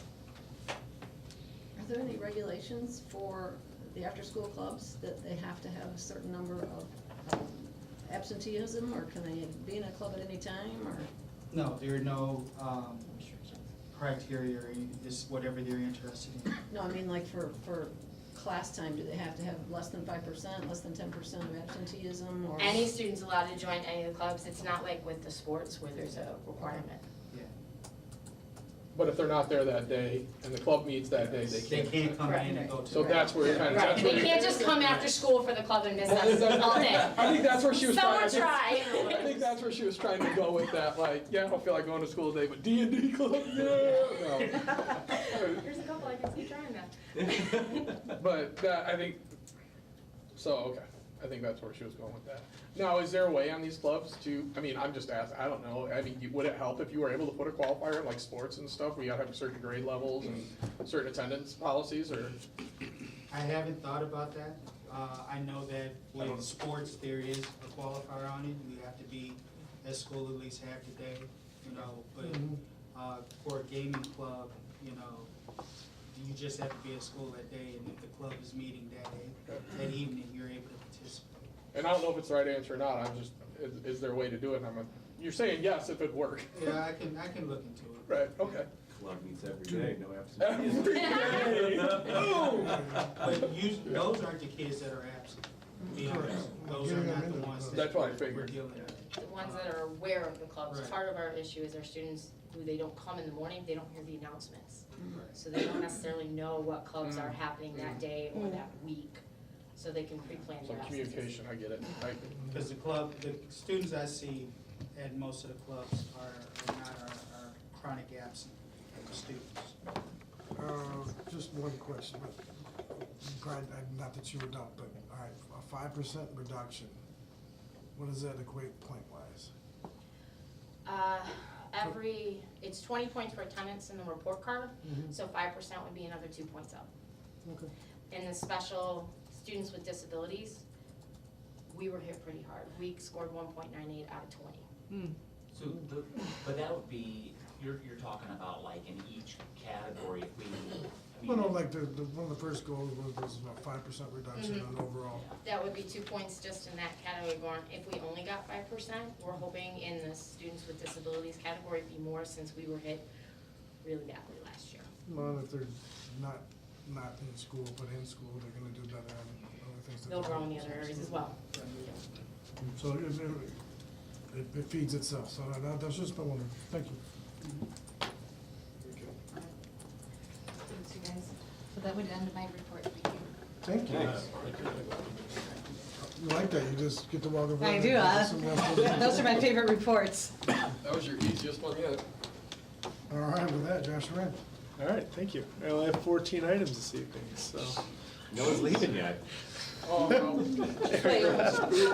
Just wait. My first item is a recommendation to approve resolution declaring surplus property at Olson Park, Parker Center, the Administration Center, and Ralston Elementary. Next is a recommendation to accept the March 2024 Treasurer's Report. We'll have 2 more months before we start to get into the June audit numbers. Any questions on either of those so far? Next is a recommendation to approve a 1-year contract with Vertiv Corporation for $6,271.10. This is paid with district funds out of tech budget, and this is servicing our backup appliance at the high school. UPS? Yes. It also does brownout protection too, to keep all of our technology from shortening its life. Next is a recommendation to approve agreement with Seesaw for a 3-year subscription for a total cost of $69,921, and that's paid with Title IV funds. Are there any questions on Seesaw? So next is a recommendation to approve agreement with Teaching Strategies Gold for a 1-year subscription at $7,740 with local funds. As you can tell, this is the renewals for next year, so. Yeah. Kurt McKee was ready for all your questions on Wednesday. I'll just call out, I'll appreciate just the fact that when the ESSER money is out, is that we've made the tough decisions and we're coming and we really weeded this list down to just the critical stuff. And that is not easy to do when you start to get used to such great programs. But like I said, this was easy. Even looking at the list without being in the meeting, I'm like, yeah, no, these all make sense. And we've approved those before and I've heard great things from students on them. Great. So next is a recommendation to approve agreement with Mystery Science for a 1-year subscription at a total cost of $11,960. Those are paid for with local funds. I'm just gonna read through these. If anyone has a question, please feel free to just ask away. So next is a recommendation to approve an agreement with Curriculum Associates for grades K through 8 for a 1-year subscription at a cost of $50,573.60, paid with local funds. Next is a recommendation to approve a 1-year renewal with a station and Espanol program, professional development training for a total cost of $6,495, and that is paid with Title II and Title IV funds. Next is a recommendation to approve an agreement with Music Play Online for a 1-year subscription for a total cost of $1,000, and that is paid for with Title IV funds. Next is a recommendation to approve a 1-year agreement with Second Step for online curriculum subscription for a cost of $4,095, also paid with Title IV funds. And my next item is a recommendation to approve an agreement with DBQ Online for a 1-year subscription renewal at a total cost of $2,800, paid with Title IV funds. Next, I'm pleased to recommend it for approval an agreement with Hagney Architects, and I put a memo in there and kind of the steps that we took to get to this point. And Hagney did a great job, and I'm pleased to recommend them tonight. And they are also the architect doing HEC next door too. So cool. Do you have any questions? And if you have a question, they're in town. Mm-hmm. Yeah, you could drive to their office soon.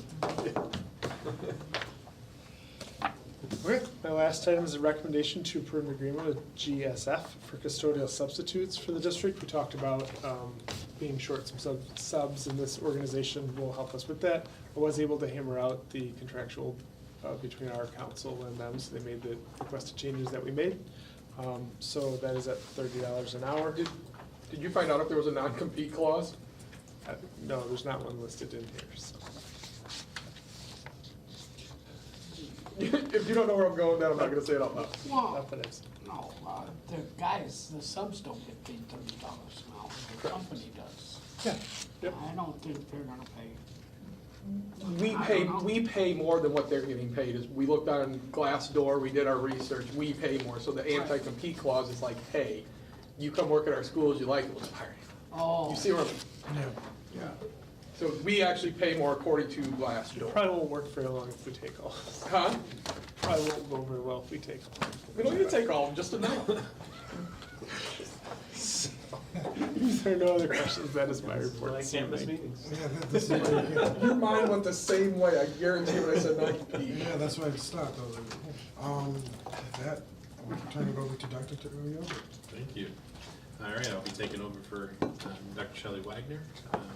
So recommendation to approve personnel agenda, there is no addendum. We have 13 employments, plus 20 summer school positions.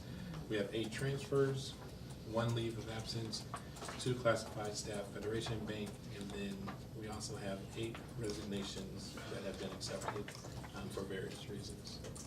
After looking that over, is there any questions about any of that? Okay, so then I'll go into my portion. I have one Freedom of Information Act submitted by D. Ariel on April 24th, 2024, requesting all made or paid invoices for paint purchases over the past 5 years. And the district's response dated May 3rd, 2024, which included responsive documents. I also want to take this time to again, thank Mr. Bloom for everyone that you brought in today. I thought was a very good representation of all that we do here in Harlem. So thank you for that. And then also including when you were principal of Ralston. Yeah. So that was good. Good plug. And then also too, I would like to say that everyone that presented, and I usually don't say this, but I think was a huge testament to what we do here at Harlem. From our equity work, which is our foundation, to our clubs and our organizations, to our staff, and our students. Truly a definition of what we do here and why we, in my opinion, is the best school in the state line area. That's my opinion. I'm a little biased, but anyway. And then also too, and I echo what Mr. Thompson said, any questions or concerns that anyone has as far as specifically right now this big topic item with the 3-tier system, please send those questions our way so we can figure out a solution to your situation and how to solve that, because we truly are trying to do this for our kids to make sure that each and every one of our kids are in school every single day. And so I had to say that as well. So, and then 2, I'm the 3, kind of counting out here. What we do as far as how we support at the district level, our building level administrators and staff, we also do as a team. Thank you, Elena, for giving me that. But also too, I have to throw it back to our team, because we do things in tandem when we're supporting each other, and that goes for Stacey Hubley for advocating for her students. That goes with Dr. Boyce, and wanting to see it happen, and that goes with Chris pushing me to make sure that we support from the district level. So we all do it as a team. So thank you. That is my report. Thank you, sir. With that, can I get a motion to approve the personal agenda? Motion. Second. Mr. Smith? Yes. Mrs. Hastings? Aye. Mrs. Meeks? Aye. Mr. Sterling? All right. Mr. Thompson? Yes. Mr. McKnight? Aye. Mrs. Carlson? Yes. 12B, can I get a motion to approve student travel request? Second. Mrs. Hastings? Aye. Mrs. Meeks? Aye. Mr. Sterling? Aye. Mr. Thompson? Aye. Mr. McKnight? Yes. Mrs. Carlson? Yes. Mr. Smith? Yes. All right, there is no side request, so 13A. So comments or questions? Yeah, can we possibly look at the scheduling of the COTW? I know it's gonna be 4 in the same night. I would like to see a possibility of moving it back a week so that it's not only 2 business days away from the Monday board meeting, and if there's gonna be a lot of questioning or answering. It is a or- place of the board meeting. That's on purpose though, because it flows like business services into the meeting. Right, but So I if just it's- didn't know, because there's 4 meetings all packed into one evening, if it's gonna be like, a lot more question and answering that may need to be put together before the Monday meeting, that, we could possibly have more time, more space to You're timing up. facilitate some of those. Yeah, that'll throw how Josh's items off, and then too, because sometimes we're gonna have two board meetings within that month as well, and so we've got to be able to space that out. So I get what you're saying though. Some of those committees are only an hour where we're doing an hour and a half too, so it won't be as much. in one meeting. I'm just gonna echo the fact that we're gonna try this and we're gonna have some bumps, and that very well could be one of the bumps, but let's give it a whirl. We can always go back. Yeah, we can go back, or we can change things, or Josh punishes us with more items. I mean, they're all equally I would love possible. less items. Josh punishes us with more items. All right. With that comment, can I get a motion to approve the revised committee as a whole meeting schedule beginning at 4:30 PM in the HAC? Michael, can I jump in real quick? I just had one question. We've moved ESJ up to 4:30. What is the scheduling for, like, if those of us who cannot be at one meeting or another meeting, is there gonna be like, you can't come to the rest of them, or you can come in late, or you can, No. anytime You're is? elected, you can come whenever you want to come. Yeah, as a board member, you're, Correct. you have a spot at the table. Because I can't, it's gonna be hard for me to make the 4:30. I'm gonna try to make it every meeting, but it's gonna be hard for me with my job. So basically, coming and going isn't gonna be an issue with, you know, if you have to be somewhere in the evening and you can't stay the full 4 hours or something, okay. Correct. Thank Because you. when it's in the Sorry to committee cut in. meeting, no, you're good, these are questions that need to be asked. But a committee meeting just needs quorum, and then after that, we can move it forward to the actual board meeting. I think that's where we were going with this, was never to exclude the social equity from the meeting as a whole. I think it was more or less making sure everyone that could attend without moving it so staff could attend, so. I just wanna Isn't call equity it every, out. I mean, it's pretty much Yeah, every and I other month totally anyways, understand yeah. that, but when we moved it to be before every committee of the whole and still had it separate, Yeah. that was just like, why did we do that? That You know what I didn't- mean? that didn't make any So, sense. yeah, so that, just bringing it all together. It was I think- fixing a That problem wasn't that didn't equitable. exist. Yeah, yeah, that was I mean, I think we all, that was a lot of back and That was forth that excluded meeting, so activity. things fell through the Yeah. cracks, you know what happens, but, yeah. So I'll motion. Second. Mr. Sterling? Aye. Mr. Thompson? Aye. Mr. McKnight? Aye. Mrs. Carlson? Yes. Mr. Smith? Yes. Mrs. Hastings? Aye. Mrs. Meeks? Aye. 13B, approve, can I get a motion to approve amendment of superintendent's employment agreement as discussed in closed session April 29th, 2024? Motion. Second. Mr. Thompson? Yes. Mr. McKnight? Aye. Mrs. Carlson? No. Mr. Smith? No. Mrs. Hastings? Aye. Mrs. Meeks? Aye. Mr. Sterling? Aye. Can I get a motion to approve final 2024-2025 superintendent goals as discussed in closed session on April 29th, 2024? Motion. Second. Mr. McKnight? Aye. Mrs. Carlson? Yes. Mr. Smith? No. Mrs. Hastings? Aye. Mrs. Meeks? Aye. Mr. Sterling? Aye. Mr. Thompson? Aye.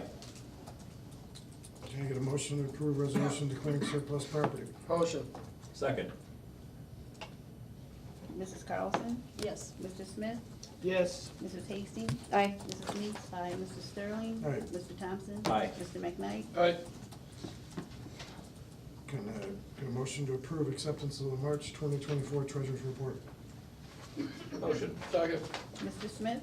Yes. Mrs. Hastings? Aye. Mrs. Meeks? Aye. Mr. Sterling? Aye. Mr. Thompson? Aye. Mr. McKnight? Aye. Mrs. Carlson? Yes.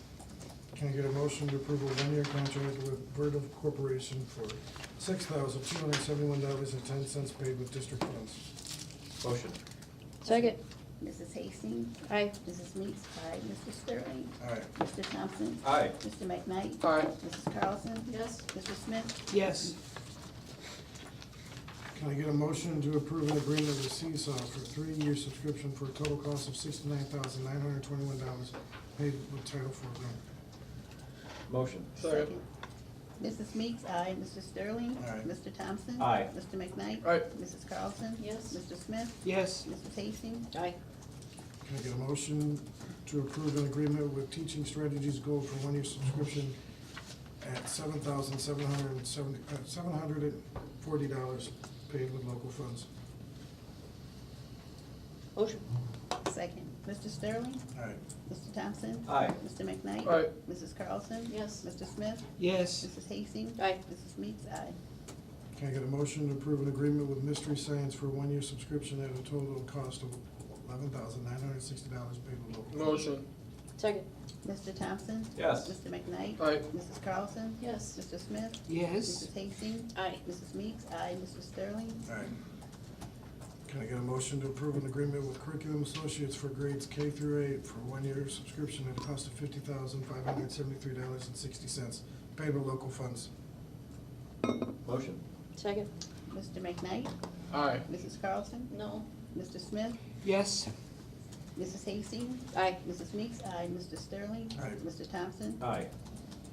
Can I get a motion to approve a one-year renewal with iStation and Espanol program and professional development training for a total of $6,495 paid with Title II and Title IV grants? Motion. Second.